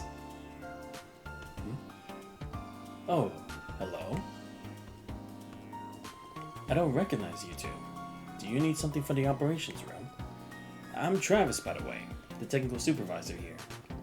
Pleasure to meet you. We're with the Bracer Guild. We're here because Professor Russell asked us to look up something. Professor Russell?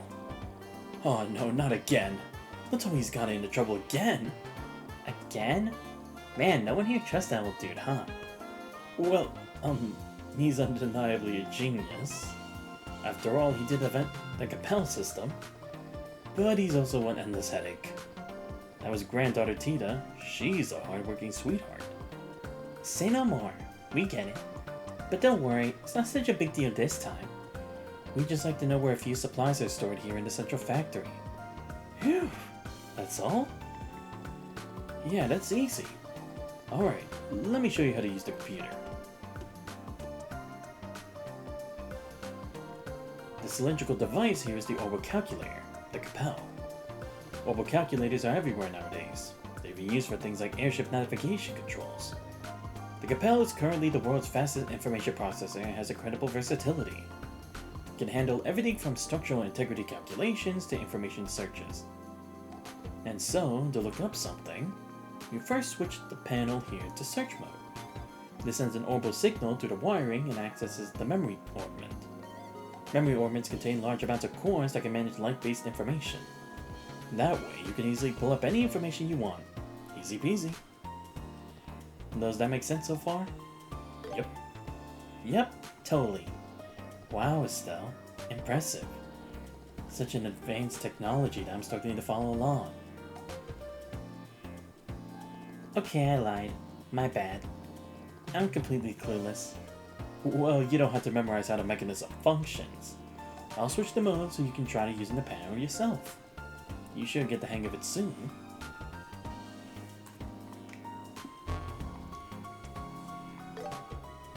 Central factory. Let's just look at all orbital technology. Orbit, a term for all machines that extract orbital energy from septium and trigger various phenomena, invented by Professor C. Epstein 50 years ago. Their structure and gear movements cause quartz processed from septium to interact, resulting in countless different effects. Orbits not only have a variety of applications, but also the ability to recover internal orbital energy over time. They are more economically efficient compared to external or internal combustion engines. Quartz.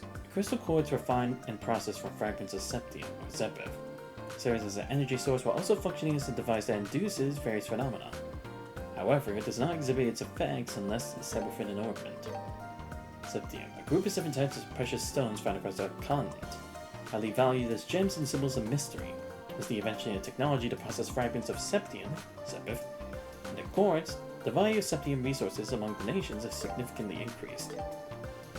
Now, orbital ships or airships, the pinnacle of orbital technology. They combine 2 major innovations to fly: large-scale flight devices and orbital engines capable of supplying massive energy. Modern versions are often equipped with a high-performance orbital calculator to enable efficient energy transfer and precise vessel control. Small orbital ships under 20 arch in size are referred to as airships. Ah, like the Bobcat. Of weapons, a category of weapons powered by orbital technology, considered the mainstay of military force in many nations. Orbital weapons include orbital guns and cannons. They focus energy in a spiral inside the barrel to fire small metal bullets at high speeds. Compared to gunpowder firearms, they hold more rounds and have adjustable power. Ah, I see. Right, like how you can adjust the energy in our current orbit system to cast higher tier arts. I see. Orbital cannons fire shots containing sealed energy, or orbital rounds, and detonate on impact. These cannons feature reduced recoil and customizable power output compared to traditional explosive artillery. Right, because the recoil would be much greater on a regular cannon. Tactical orbits. Orbits designed to activate orbital arts. Roughly the size of a pocket watch, they are intricately and elegantly constructed. Of course, designed for tactical orbits and enhance the user's abilities when installed. Due to resonance phenomenon, the core synchronizes with the user, enabling magical energy to manifest via the intricate mechanisms inside the orbment. The flexibility of orbital auras comes from combining multiple quartz attributes and potentials to unlock various effects. Okay. Oh, they have history. Okay, 1154. Professor C. Epstein dies in the sovereign state of Lamont. Oh, okay. Yeah, because I figured he would have passed away by this point. 1150. Professor A. Russell returns to the kingdom of Liberal. He proposes the adoption of orbital technology and faces public skepticism. Oh, okay. Wow, I didn't actually know he actually faced, like... Well, then again, I guess because it was such a new thing, and it was, like, only to, like, Epstein's few close compatriots, it's like... not anyone would even know the logic behind it or trust it automatically. 157. Professor Russell forms a partnership with the Zeiss Clockmakers Guild, established the Zeiss Technical Factory, which later became Central Factory. 1160. King Edgar III provided significant financial support after inspecting the Zeiss Technical Factory. He becomes the first factory chief. 1162. King Edgar III passes away. Queen Alicia II ascends the throne. 1164. The Langland Bridge is built. 1168. The first orbital ship, Calatrava, is completed after 39 failed test flights. 1173. The supplying of technology to the Vernick Company in the Republic and the Radford Company in the Empire begins. Zeiss Technical Workshop is officially renamed Zeiss Central Factory. 1175. The Liberal Orbital Ship Company is established. Airliner Linda begins operations. 1177. Airliner Cecilia begins operations. 878. Factory ship Leibniz is completed. 1180. The Central Factory is relocated to the current building. An underground factory is constructed in the excavated section of the Chaldea Hills. 1182. Factory Chief Professor Russell retires. Technical Supervisor Murdoch is appointed as the new factory chief. Ah, okay, so that's why Professor Russell isn't really, like, in charge of this stuff anymore. Wait, the Chaldea Hills. Why do I feel like I know that? An underground factory? I don't remember. 1185. A new division for natural science and medical research is established. In 1187, the cruiser Eterna sinks in Calvary territorial waters. Empress Judas and her wife pass away. Ah, okay, so that's when that happened, okay. I was kind of wondering, it's like, do I even know what happened then? But that's wrong. 1190, the FT Foundation, in collaboration with Liberal, announces the Orbital Network. 1192, the 100-Day War breaks out. The Central Factory is seized by the Erebonian military. Professor Russell develops a patrol ship at Leiston Fortress. The patrol ship achieves significant success in counteroffensive operations and becomes a key weapon for the Royal Army. 1193, a peace treaty signed between Liberal and the Erebonian Empire, Orbital exports to the Erebonian Empire, resume. In 97, the orbital calculator Capella version 1 is completed. In 1199, the development of high-speed cruiser Arceo begins. 1202, the high-speed cruiser Arceo is completed and starts test flights. Ah, okay. There we go. Okay, let me check the automobile. Various vehicles powered by orbital engines, due to their rather being uncomfortable and slow, they are rarely used for passenger transport. Their primary use is short to mid-distance cargo transportation. Drive orbit to transport vehicles, quantity owned unknown, storage location underground factory entrance. Okay, let's go here. The internal combustion engine, a motor that generates energy by combusting fuel inside the engine. Compared to orbital engines, it is less economically efficient, has other uses such as noise and exhaust emissions, so it was never mass-produced. Ah, okay. Yeah, because I can see with the issue about that, because I guess that's also the other thing. They don't really deal with pollution, considering, again, it's like orbital energy is something that's like around, kind of like akin to like what alchemy is. And without like using gasoline and stuff, it doesn't really like affect the atmosphere and such. Very interesting. So that's why we don't really have like regular natural disasters occurring as much.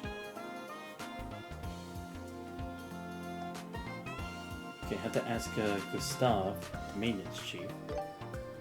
Gasoline. A substance created by distilling and refining a naturally occurring liquid hydrocarbon compound, petroleum, used in fuel.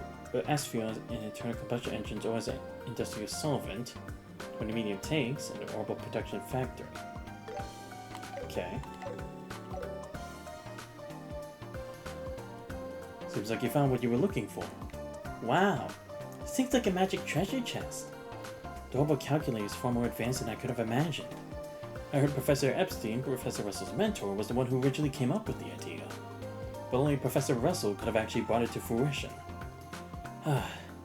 If only he could be a little more level-headed. As they say, Ideas doesn't give both hands. By the way, a mechanic called Gustav is responsible for the engine, right? Happen to know where he is? The maintenance chief is in charge of the landing port too. Should be able to find him there. Oh right, yeah, I forgot. He actually would be. As for gasoline, the orbit production factory is in the basement of the central factory. Staff there should be able to help you with that. So we can get the engine unit from Mr. Gustav at the landing port, and the gasoline, the orbit production factory in the basement. Thanks a ton. You're a lifesaver. Don't mention it. Come back if you need anything else. That was a nice history, wasn't it? I know, I would not want to be at the end of that lecture. でも中央工房の技術は本当にすごいな。研究が進めばこんなことも当たり前になっていくんだろうね。想像できないわね。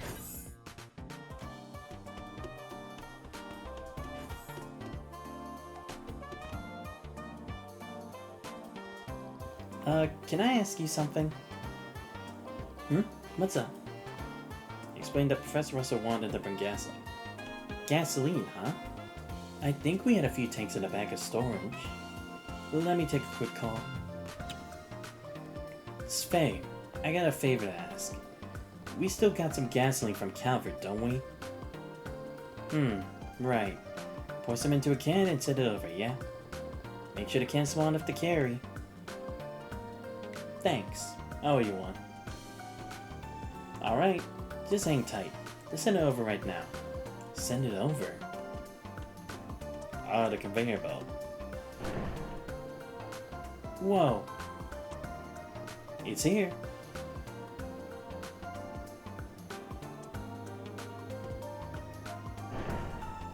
So this is gasoline? So that's what you meant by sending it over. Pretty impressive, huh? This conveyor system doesn't only move products around. This baby also connects to the whole underground factory. Wow, that's super convenient. It was another one of Professor Russell's ideas. It used to be just another simple transportation machine. But after the old man got his hands on it, he turned it into something a lot more practical. Getting the infrastructure in place was an absolute nightmare, though. I can imagine. Well, thanks very much for this can of gasoline. No problem at all. Oh, I don't know what you're gonna do with that, but be careful, okay? Gasoline is really flammable, you know. So don't go do any fighting. ラッセル博士の設計とはね。聞けば聞くほどすごい人よね。あんなに変で面白いおじいちゃんなのに。失礼だよ、エステル。否定はしないけど。Yeah, I mean, she's not wrong. That is the truth. Okay, the landing port should be... Yeah, this one. Oh, my bad. よ、何にする?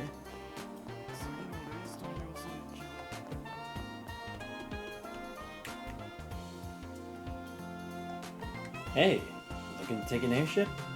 You're out of luck if you headed westbound. I'm afraid he just left. No, we're not here for that. We're looking for a guy called Gustav. Oh, you want to see the chief? Sorry, he's not around right now. Oh, he's away somewhere? Yeah, he's been over at Leaston Fortress the past few days. The Royal Army made an urgent request for some maintenance work on a patrol ship. Leaston Fortress? It's the Royal Army's largest military base along Valeria's shore. It's in the northern part of Zeiss. Guess he won't be back anytime soon then. So what do we do now? Not sure what you need him for, but he should be back before long. I got a message not long ago, see? Huh? Is the next airliner here already? Nope, it's just incredible timing.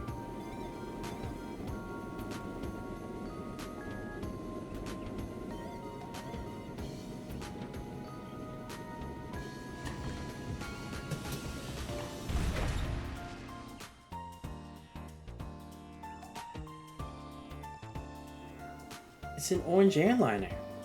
Wait, is that even a thing? No, I don't think that's an airliner. Some of its components look different. They're mechanical arms attached too. Oh yeah, you're right. That is the Central Factory's factory ship, Leibniz. It's the same model as an airliner, but has more equipment and functions. It's used for maintaining large equipment, carrying heavy products, that sort of thing. Wow, it's like a flying workshop. Wait a minute, is Mr. Gustav on that airship? He sure is. Why don't you go talk to him now?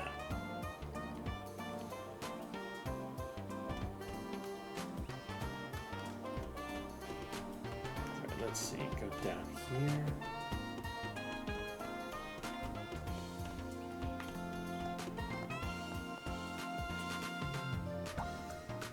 Hmm? なんだジョーちゃんたちは。このライプニッツ号にはいろんな機材が山のように積まれてる。危ないから近寄らないこったな。Actually, we're looking for someone. We were wondering if there might be someone called Gustav aboard the ship. なんだよ。俺に用なのか？ Oh, you're the maintenance chief? Explained to Professor Russell wanted an internal combustion engine. なんだラッセルじいさんの用事かよ。しかし内燃機関のユニットか。いいタイミングだったな。ちょっと待ったらよ。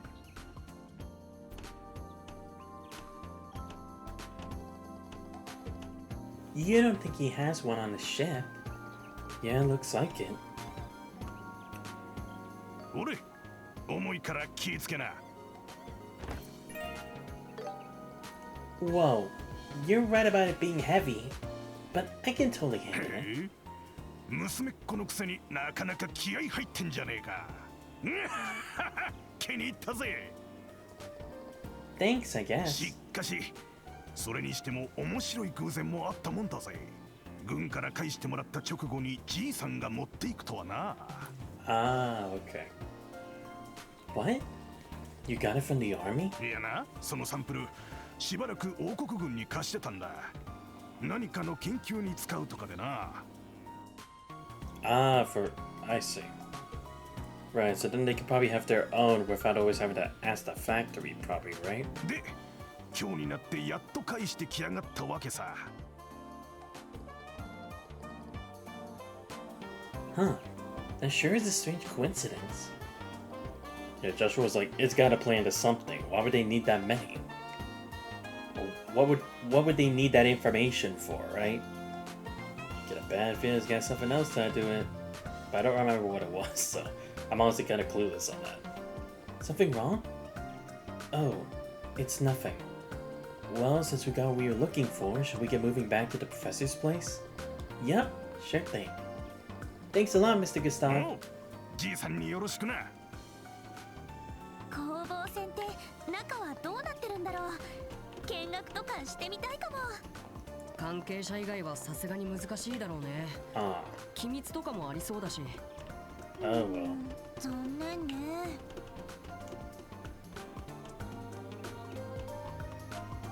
Anyway, now that we got what we need, we can just head back.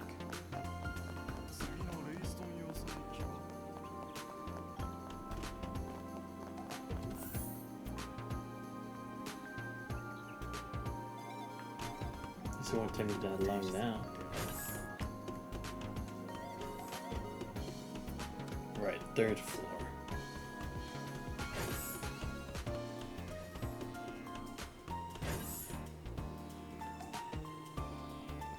We're back! We got the things you asked for. Ah, you're back! Thank you so much, you guys. Phew, that was getting so heavy. Well done, both of you. We just finished the modifications. All that's left is to install the internal combustion engine and pour in the gasoline. Tita, my dear, time for the final touches. Okay. And done! Wow, that's a chunky addition. Is that the internal combustion engine? Yep, that's right. It burns gasoline inside and that energy powers the machine. I see. So now we can operate the machine without using orbital energy. Indeed. Time to fire it up and see if it works. And beep boop.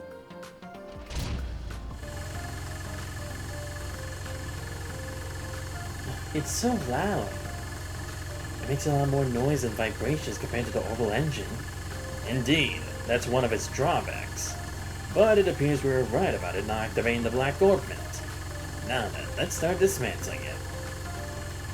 I'm so nervous.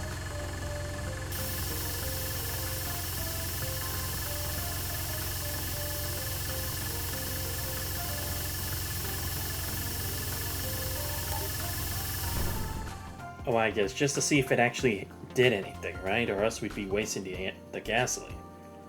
Let's check how much of the frame we managed to cut.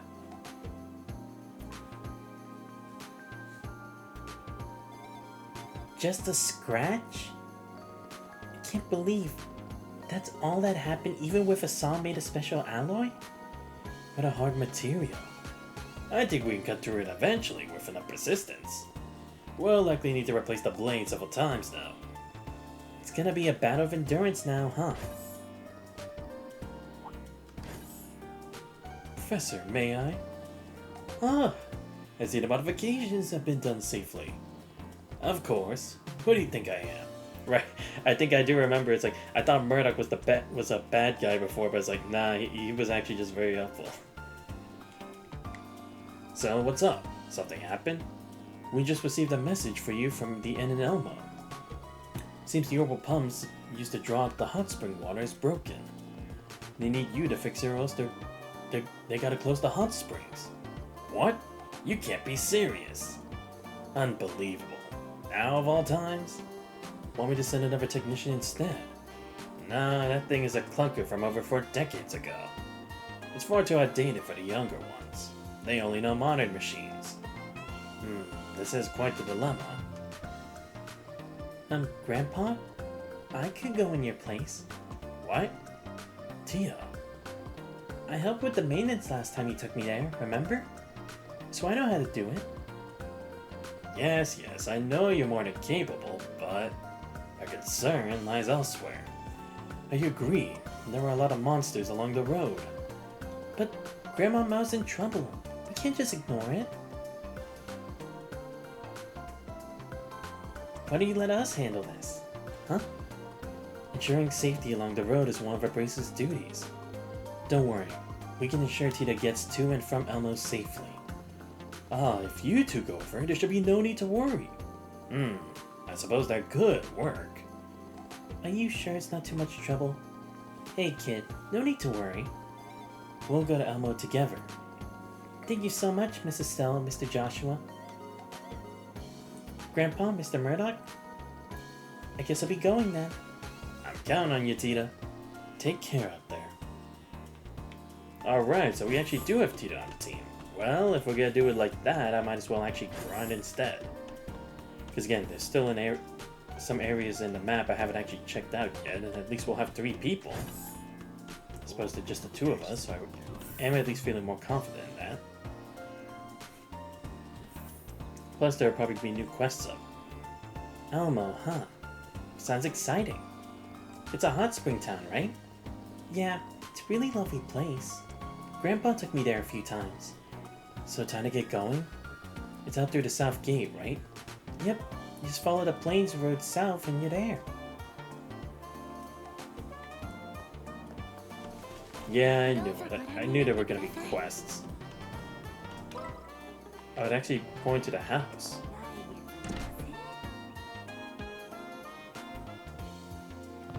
Wait, what? Ah, goddamn! I went to the wrong place, didn't I? Yeah, I went to wrong building. Yeah, so now I gotta pick up these new quests. Oh my god, okay. So product piloting, looking for tested for a new model of sneakers. This is active and wide range of terrains are preferred. To those confident in your leg strength, head over to the lab on the 4th floor. Found a culprit. Speak to... Oh, okay, yeah, a lot of this takes place in there.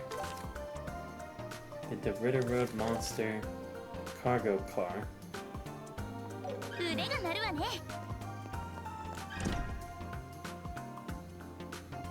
Okay, well, I guess first I should probably start off at the house, just see what's going on there.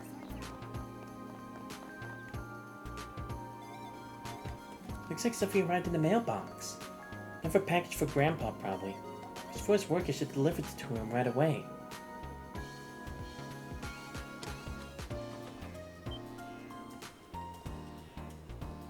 What's wrong?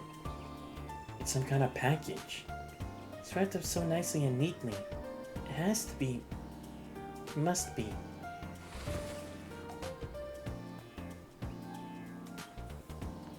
I know it!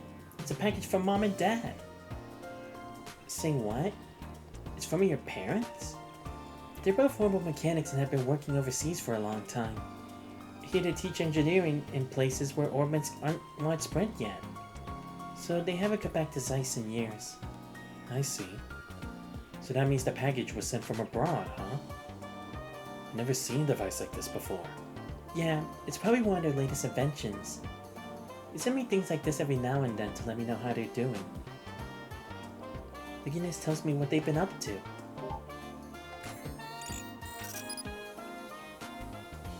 That's pretty cool.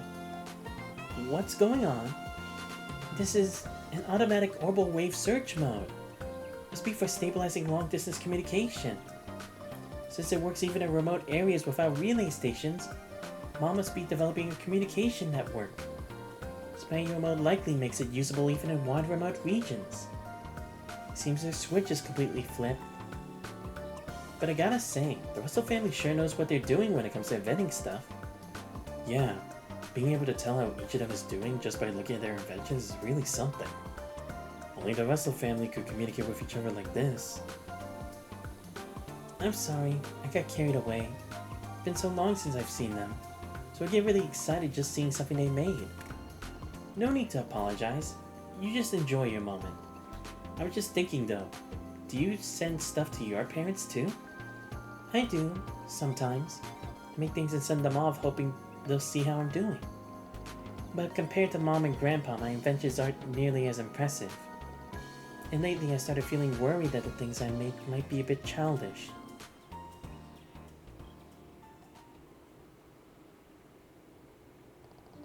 I don't think you need to worry about that.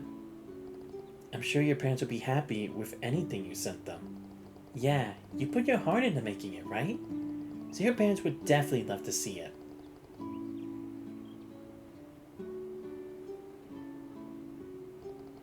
Would you mind taking a quick look at my invention? You want some advice? Sure, I can check it out. So should we head to your house?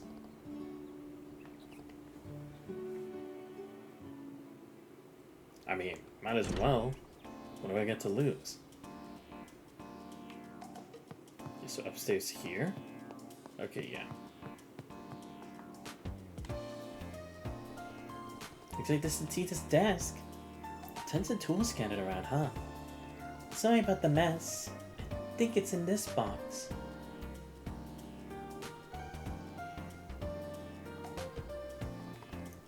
It's V-Robot version 0.33. V? Not sure I get it, but is that plushie your invention? Looks like there's an orbital mechanism inside it. The ears look like speakers. Does it make sounds? Yeah, I get the idea from a plushie I was given when I was a kid. It can sound an alarm to wake you up in the morning, or play your favorite music at night. So it's great to have by your bedside. Cute and useful too. Though, it's really just a simple combination of ornaments. I think that's impressive enough. Yeah, when it comes to things like this, what really counts is the thought behind it. How the other person feels. In this case, maybe you can add some personal touches your parents would appreciate. That's Joshua for you, always knowing just what to say. So for example... How about using your voice? How about using your voice instead? My voice? Yeah, that bunny can play sounds at set times, right? Then you could record your own voice to wake your mom and dad up. I'm sure they'd like it feeling like you're right there with them. Yeah, because I was like, it already kind of is supposed to play music already, so it has to be something that's like personalized for her. Because the ribbon is like, you can do that with anything. Sounds like it's settled then. Now we just need to work out how to record it. Well, the V-Robot has a recording function, so I can do it anywhere. But maybe I should do it in a location that captures the unique sound of Zeiss. We could overlay your voice on top. Yeah, that could be good. Why don't we help you find a good place? Are you sure you don't mind? You said you had errands. We've already come this far. We're bracers after all, so we'll stay with you until your gift is complete.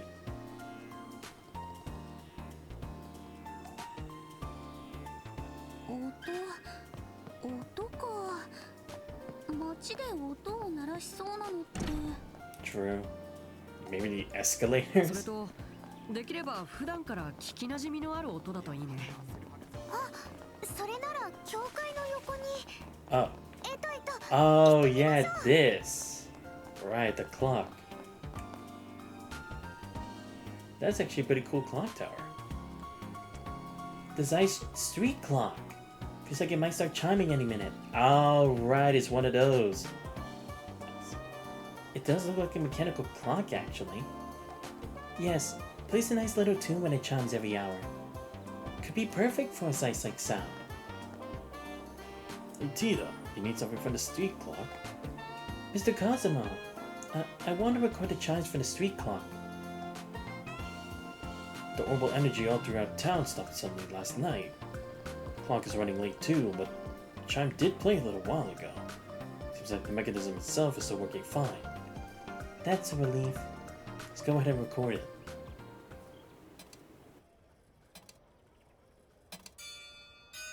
朝の6時になりました。お父さん、お母さん、朝だよ。お母さんは二度寝したら朝ごはんなくなっちゃうんだから。ちゃんと起きて、今日も一日元気に過ごしてね。ティータより。Got it. A perfect recording. I'm sure your parents will love it. They're bound to. No doubt about it. You can just picture your mom hugging that doll tight and fussing over it like crazy. Really? Tina's mom sounds intense. Intense is one way of putting it. But anyway. I miss her when she's gone, but when she's back, everything turns kind of chaotic. Sounds like she's an interesting person, to say the least.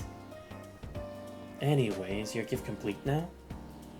Yep, now we just need to wrap it up nicely.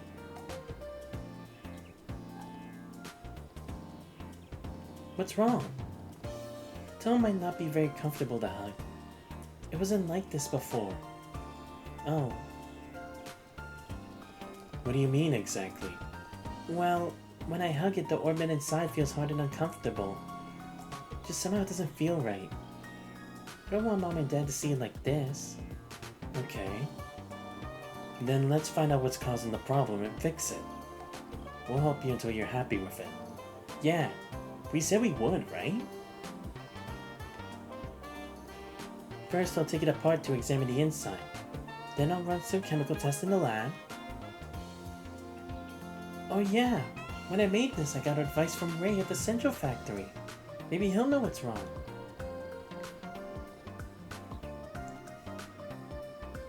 Is this like another special quest that they're doing in this game? Because I don't remember doing this. At least I don't think so. Because I definitely don't remember a line like that. And I don't remember if I actually seen this like little clock tower before. So it might actually be another thing like what they did with Annalise. If they did, then again, I'd be very impressed. Because I do like how they're adding extra touches to get to know the character. Because again, you don't really get to have much like development for Tita until the next game. It's like they're already kind of like showing a bit more like about her family and such now than they did previously, because that was like more towards like Trails in the Sky 3rd chapter, so you know that would take a while. Okay, I'm gonna search through every floor just to make sure.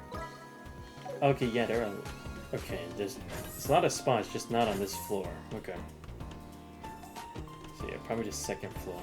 I mean, third floor.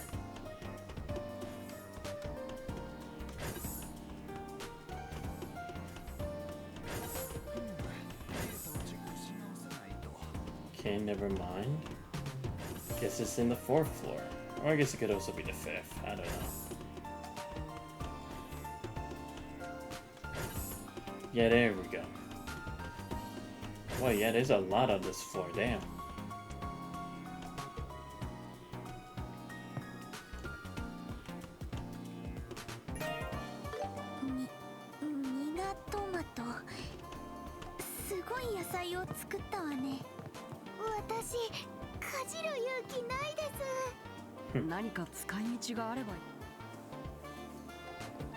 Hey, Tina. Is something wrong? Yes, actually, there's something I want to ask you, Rain. You're saying it's uncomfortable to hold and doesn't feel quite right? In that case, there's something we should check first. Tita, could you place the plushie on the desk?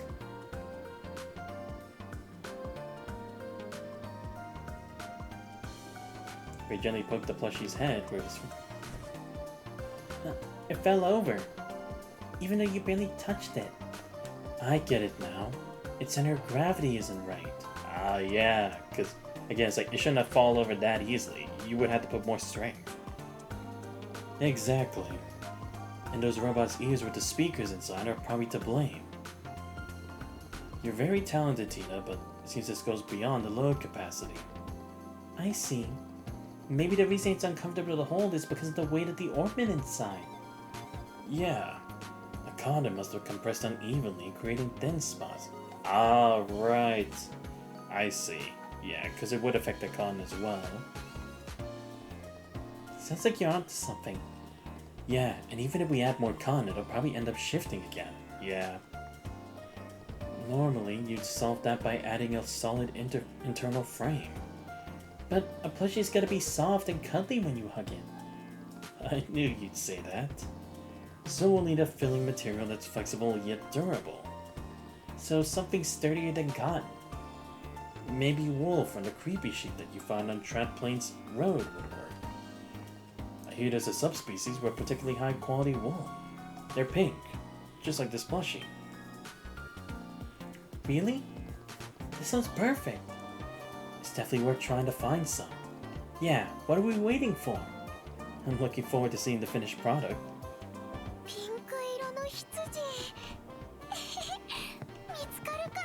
Yeah, it's definitely gonna take a while.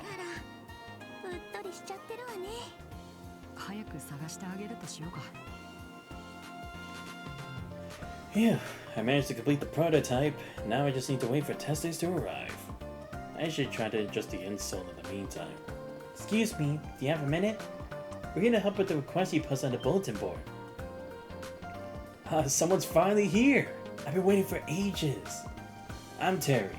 I'm a Central Factory researcher. I'm Estelle, Junior Bracer. I'm Joshua. Pleased to meet you. The pleasure's all mine. So, I want to ask you to do a job for me. You have time in your schedule? Yep, no problem. The job was to test out a new set of sneakers. Can you tell us more? Of course. But first, let me give you these.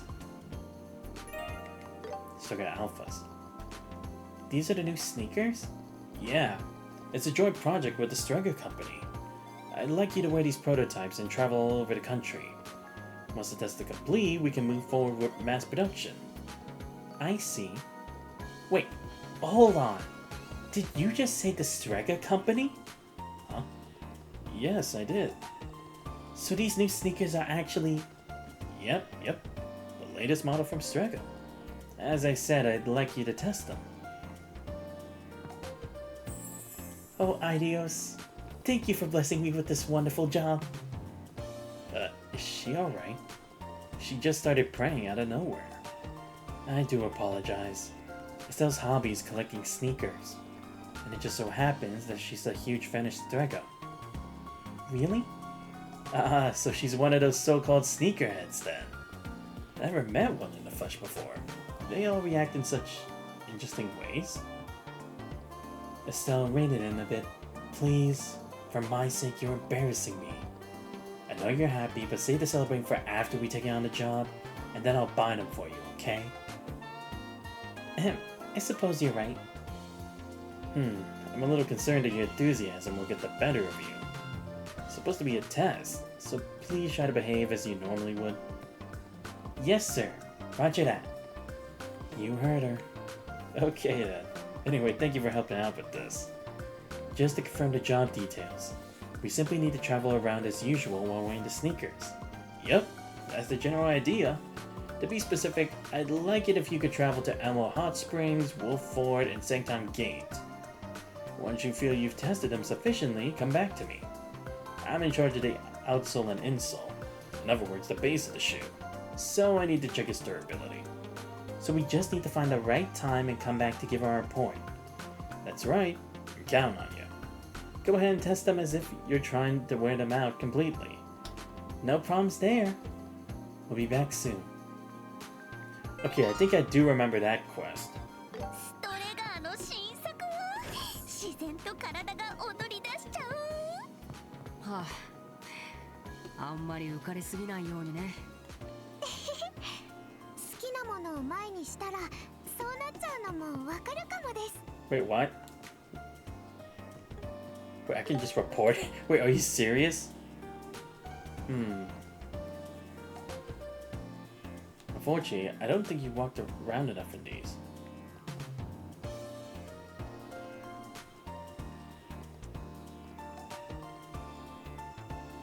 Okay, because I was gonna say, it's like, I haven't even worn them yet.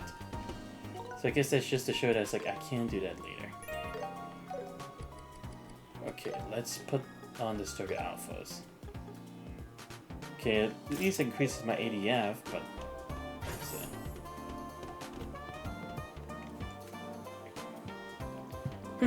The nerve of some people. I swear they won't get away with this. Dr. Miriam? Hello? Oh, hello. My, what a group. We're here for your guild request. I'm Estelle, a junior bracer. Joshua, also junior bracer. So there's been some kind of theft? Yes, that's right. I'd like to call for an urgent investigation. Can you handle it? It's quite simple. Someone is taking cigarettes stored in the cabinet. Isn't this a clinic? Why are there cigarettes here? Under my leadership, a smoking ban was instituted at the factory a few years ago. The cigarette confiscated from rule breakers were stored here. You didn't just throw them away? Well, then again, I guess if she did, they would probably just go through the trash to find it. But it's like, would they even be that desperate? Then surely the first place to look would be among the people who had theirs confiscated. Someone took back what was originally theirs. Good point. That was my suspicion too. After all these years, the smoking ban has finally taken a hold. If I turn a blind eye to this, all my efforts will have been for nothing. We can narrow down the suspects to the former smokers. Do you have a list of them? The first is Supervisor Travis of Operations. The chief used to be a chain smoker, despite appearances. He only stopped smoking recently, so he has a motive. Can't judge a book by its cover, huh? Wait, I'd better note this down. There's also Hugo from Design. You should be in the first floor lobby for a meeting. Company culture has an impact. The longer a person's been with us, the more likely they're a smoker. Oh, I see. Supervisor Travis in Operations and Hugo on the first floor then. Is there anything else we should know? If not, we'll start investigating now. Well, I don't know if this will be useful to you, but there is a witness. Isn't it kind of a done deal then? Who is it? Right behind you. Oh, the cat. It's Anton. A cat? That's the witness? See? That's why I wasn't sure if it would be useful to you. I see. I understand now. But Antoine's a very smart kitty. He might remember who the culprit is. Exactly. You take him along, he may give you some sort of hint. A cat's sense of smell isn't as good as a dog's. Still pretty good. That could come in handy. If you bring him his favorite fresh milk, I'm sure he'll follow you around till cows come home. Pardon the pun. but you run out of clues is worth keeping in mind. さあ始めるわよ。 You doing? Oh right, I do have it. I forgot I did buy it. Yeah, because they had it at Elmo, didn't they? 本当についてきた。 Oh my god, that's actually いい cool. ヒントが得られるといいけど。アントワーヌ、行こう。 That is actually pretty cool. He's actually following us.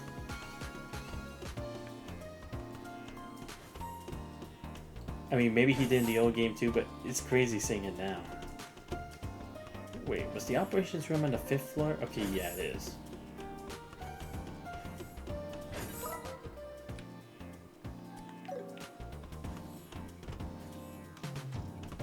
Oh, wait, Travis was?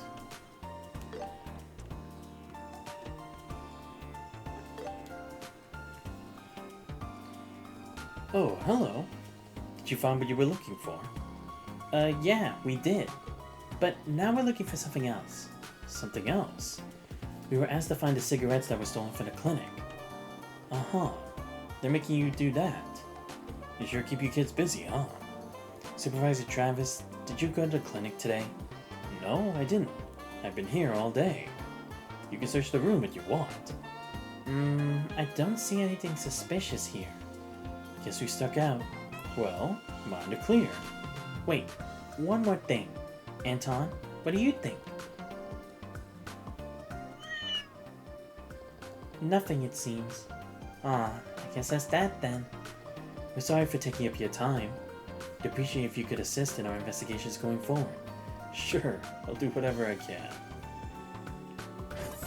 Yeah, because I was like, just because he had previously done it doesn't mean he would do it again. There are people who can move on.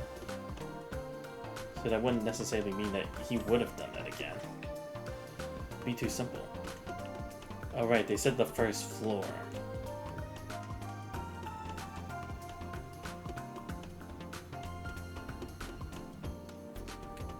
Okay, the 2nd floor.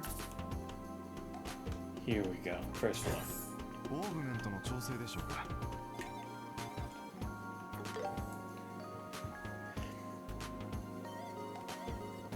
What is it? I'm sorry, but I'm in the middle of something important. If you need something, ask me later.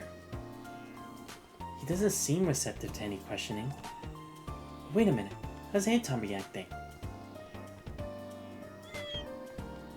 No reaction, it seems. So Anton didn't react to either suspect? We have no more clues. We better just keep looking around the factory. Like Miriam said, there could be clues anywhere. Guess there's nothing else to it. Yeah, because that's what I was thinking. It's like, it'd be too simple. Like, it could literally just be anyone else that they just think, oh yeah, because we just blame someone else just because it's like, those would be the most likely suspects, but it doesn't necessarily have to be that.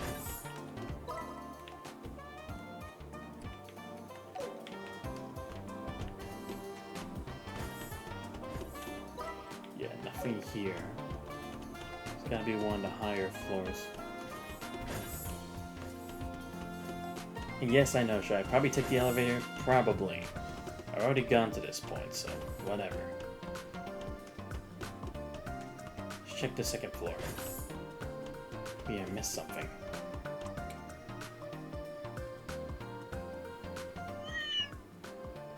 Huh? Something's bothering you about this door? But this room... Check inside anyway. Oh, Murdoch? Yeah, let's. I think I do remember this. What is it? Oh, Anton. Why are you meowing like that? Is this... He's definitely guilty. Yep. What are you talking about? Factory Chief, you went to the clinic today, didn't you? Huh? No, I didn't. We're looking for cigarettes that were stolen from the clinic. Mind if we look around the room? Sure. Go right ahead. Okay then. We're gonna conduct a proper search. タバコなんて見かけなかったけどな。 He probably has it on him. まあまあ、それはこれからわかりますから。 What, they put it under his bed? In here? Let's look for the key. Probably somewhere in this room. And he, well then again, I guess he is kind of suspicious of us, so he wouldn't just have it right away.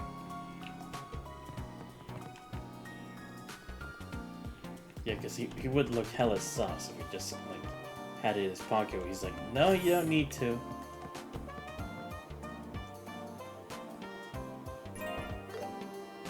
He actually hit the key. I can't believe this. 君たち Oh my god, that's so funny.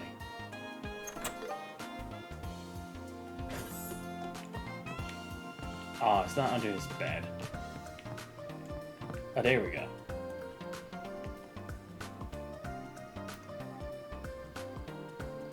Found him. Wow.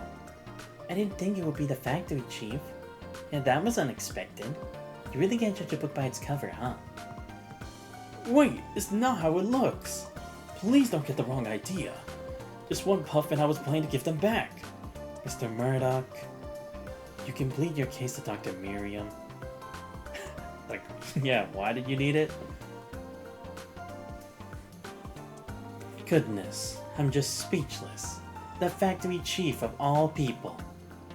I'm so sorry. I just wanted to have a break. What can I say? Temptation got the better of me. I must apologize. But, Mr. Murdoch, I thought you had quit smoking a while ago now. Yeah, I did. It's been about 10 years, I guess. 10 years? Then why did you do it after all this time? I don't really know myself. Since the orbital power went out, we've been getting lots of complaints. Yeah, because, I mean, to be fair, I think for anyone working in that line of business, that would be a lot of, like, stress. Like, I'm not saying that should have been his option, but it's like, I understand the logic for where that it would lead to that temptation. I was swamped with them, and then I suddenly got this huge urge. Mr. Murdoch, I'm so sorry. It's because of Grandpa. It's alright, Tito. You don't have to apologize. The Professor isn't to blame for this. It's my own fault. Maybe you should take a break. The reason you wanted to smoke was stress. Mr. Murdoch, I understand your predicament. I'll let the matter slide this time. Huh? Are you sure? But in exchange, please get some proper rest. You'll work yourself sick at this rate. You're right. I promise to take a break once all this chaos comes down. Dr. Miriam, I'm sorry for today. It's okay. Consider it resolved. Please take care of your health. I will. Now, if you excuse me.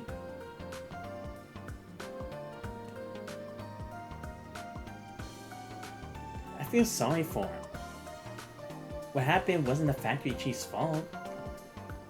But he represents the factory, so he has to take responsibility. Well, that's how things are. Now then, I have to thank you for your hard work. You solved the case. You're welcome. Half of it was thanks to Anton, though. That's right. I'm glad I recommended he join in. You see him around, be sure to reward him with lots of attention. Of course. Thank you for today. I'll have to work with you again sometime. Absolutely. Well, we better be going. That was a cute little side quest. Like actually having the cat help us out.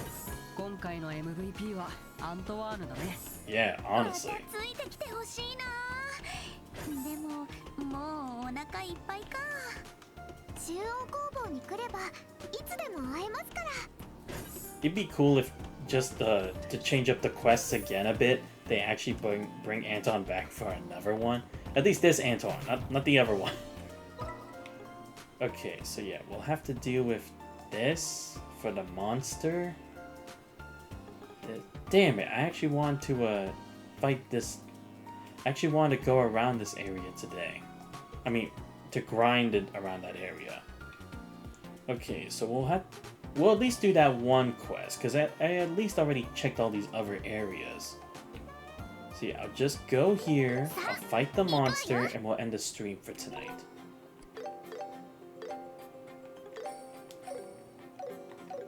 again, then it's like I can get a lot of this other stuff handled at another time. Oh, it's a giant snake, of course. Alright, let's do this. Hopefully we're ready. Let's do this. 脅威度こう注意しないと。手当てするよ。サンクス。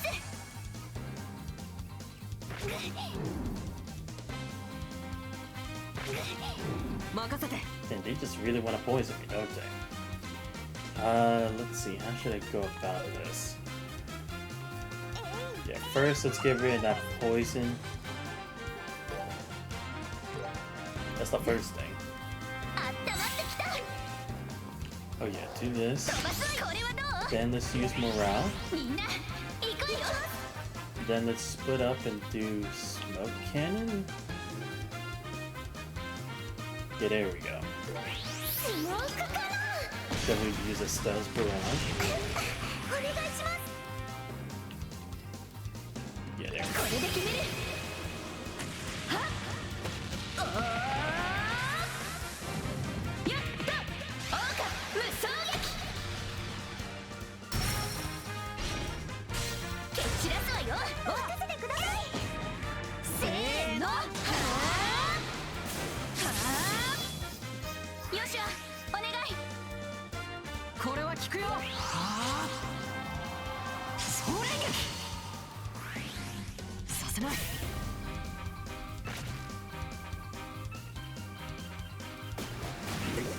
きにはさせません。ドライブ開始。させない。砕けて。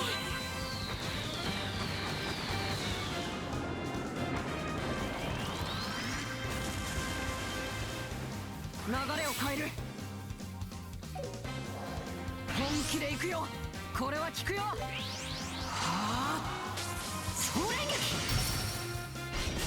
おまけです。厄介ね。これで決める。好きにはさせません。フルパワーです。どんどん行きましょう。整えます。行きます。覚悟してください。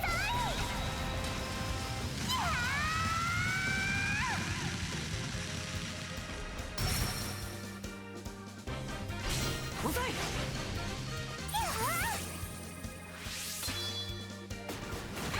容赦はしない。はあ。型をつける。オッケー、はい。せーの。はもっと早く。任せて。これで終わりだ。はあ。もらったわ。行くよ。おまけよ。もっと早く。ここだよエステル。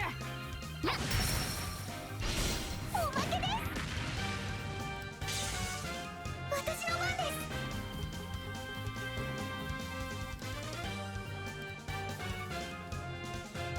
ドライブ開始。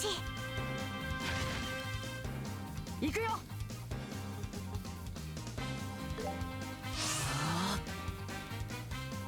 やあ。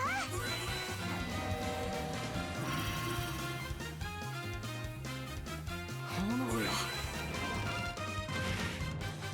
させない。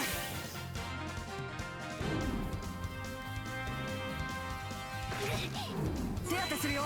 サンクス。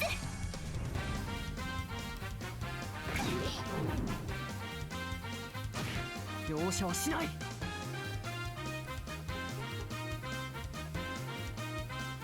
一網打尽だ。炎よ。任せて。これは効くよ。そこだ。任せて。これで終わりだ。好きにはさせません。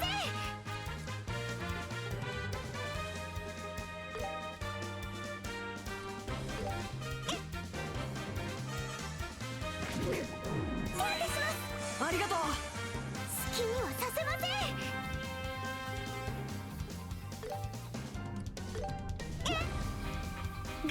行くわよ。全力ゼロ。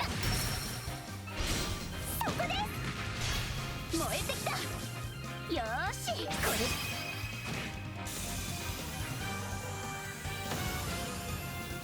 よーし、上出来。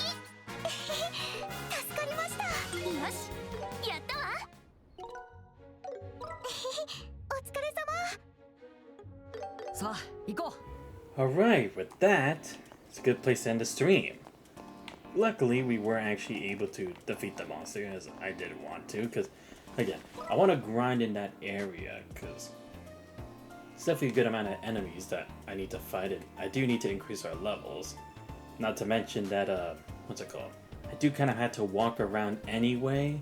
I know I should save this area probably for a stream or something, but it's like, we'll go back to these areas anyway, most likely for story anyway, so I can save that. I guess in the stream next time I can actually explore more of the Crimson Tower, so I'll leave that for then.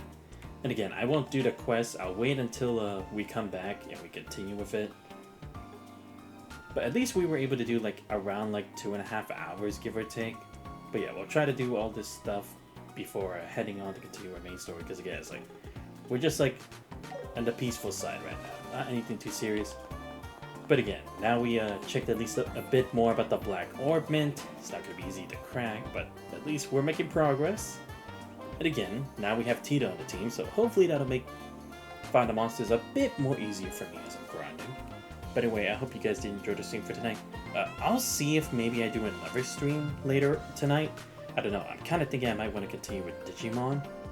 Or if I don't feel like that, then I'll just grind on my own off stream for more East 9, but I think I've done a good amount for where I'm supposed to be, so maybe I'll do another Digimon stream, because again, I want to get to rank 7 as much as possible to get the Mega Digimon, but again, we'll see how it goes. Anyway, let me give a huge shout out to my boy Rin Yuri for showing up. Great job, man. Oh, and of course, how can I forget Dragosonic 12? For also showing up. Great job with you guys. Like I said, I'll see if we can try to finish East 9 Monster Nox either sometime this week or by next Sunday. Not this following one, but the one after. Maybe then we'll be finally done with East 9. And like I said, I'll probably either do well, actually, I don't know if I can even immediately start a Devil May Cry 3 or Witch of the Holy Night, because again, Duet Night Abyss is actually going to be up in a couple days.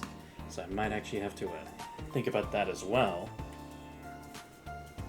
And I do actually need to put like Digimon in an actual schedule. Because we also still... Because even though I say we're in the second to last area, there's still a good chunk of story left for this game. So we'll most likely still be on the schedule for Saturdays. But again, I'll just have to make sure I change that at some point. I'll try my best to actually remember to change that on the schedule. さてと。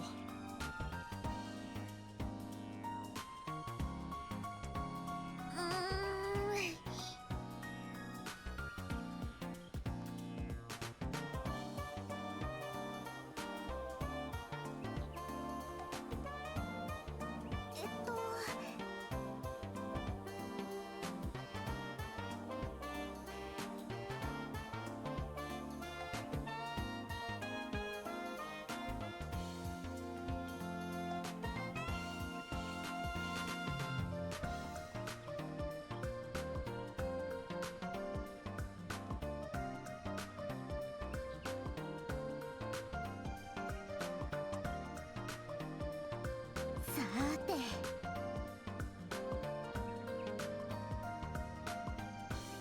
さてと。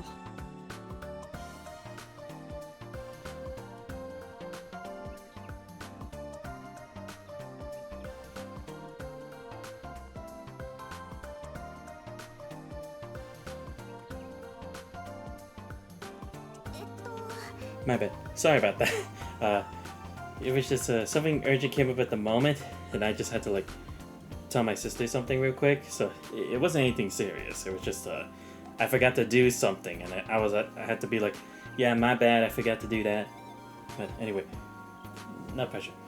But yeah, like I said, it's still gonna be weird having to think about the schedule, because I also don't know how much content would even be out for Duet Night Abyss. Not that it's like Not that I care like whether it has hype or not, but I have also been kind of anticipating it, so I kind of want to do it. But it's like, I don't know if I'd have to put it on a weekly schedule, or if I should just leave it be as like a freelancing whenever the fuck I feel like it. I'll do it. But we'll try to figure that out. Especially since we already did have the Honkai Impact 3rd, or not Honkai Impact 3rd, Honkai Star Rail live stream already come out for the Siren and the Emphorius update. And not to mention, they finally put out something for Honkai Impact 3rd already. So, like I said, I'm gonna have to figure out how I'm gonna do all this stuff, but we won't really have any new games for me to start yet anytime soon. Like I said, for the Halloween stream, I'll think about what I'm gonna do, because I'm actually not gonna be working as long on Friday, because it's like, I actually leave work early for something else. But yeah, I'll see as to whether I do Melty Blood or Sonic Racing, or who even knows, maybe I'll even do both. Like I said, I'll have to figure that out, but you guys will know. Hope you guys will still be excited and there, just hang out on Halloween. But anyway, if you guys did enjoy the scene but already found the channel, please make sure to leave a follow, much appreciated. Check my YouTube channel where I post all the vlogs, subscribe as well. Join Discord, you guys not already. Links to all those are on the channel. But this has been Santa's Voice. I hope you guys have a great rest of your night. See you guys next time. We're out.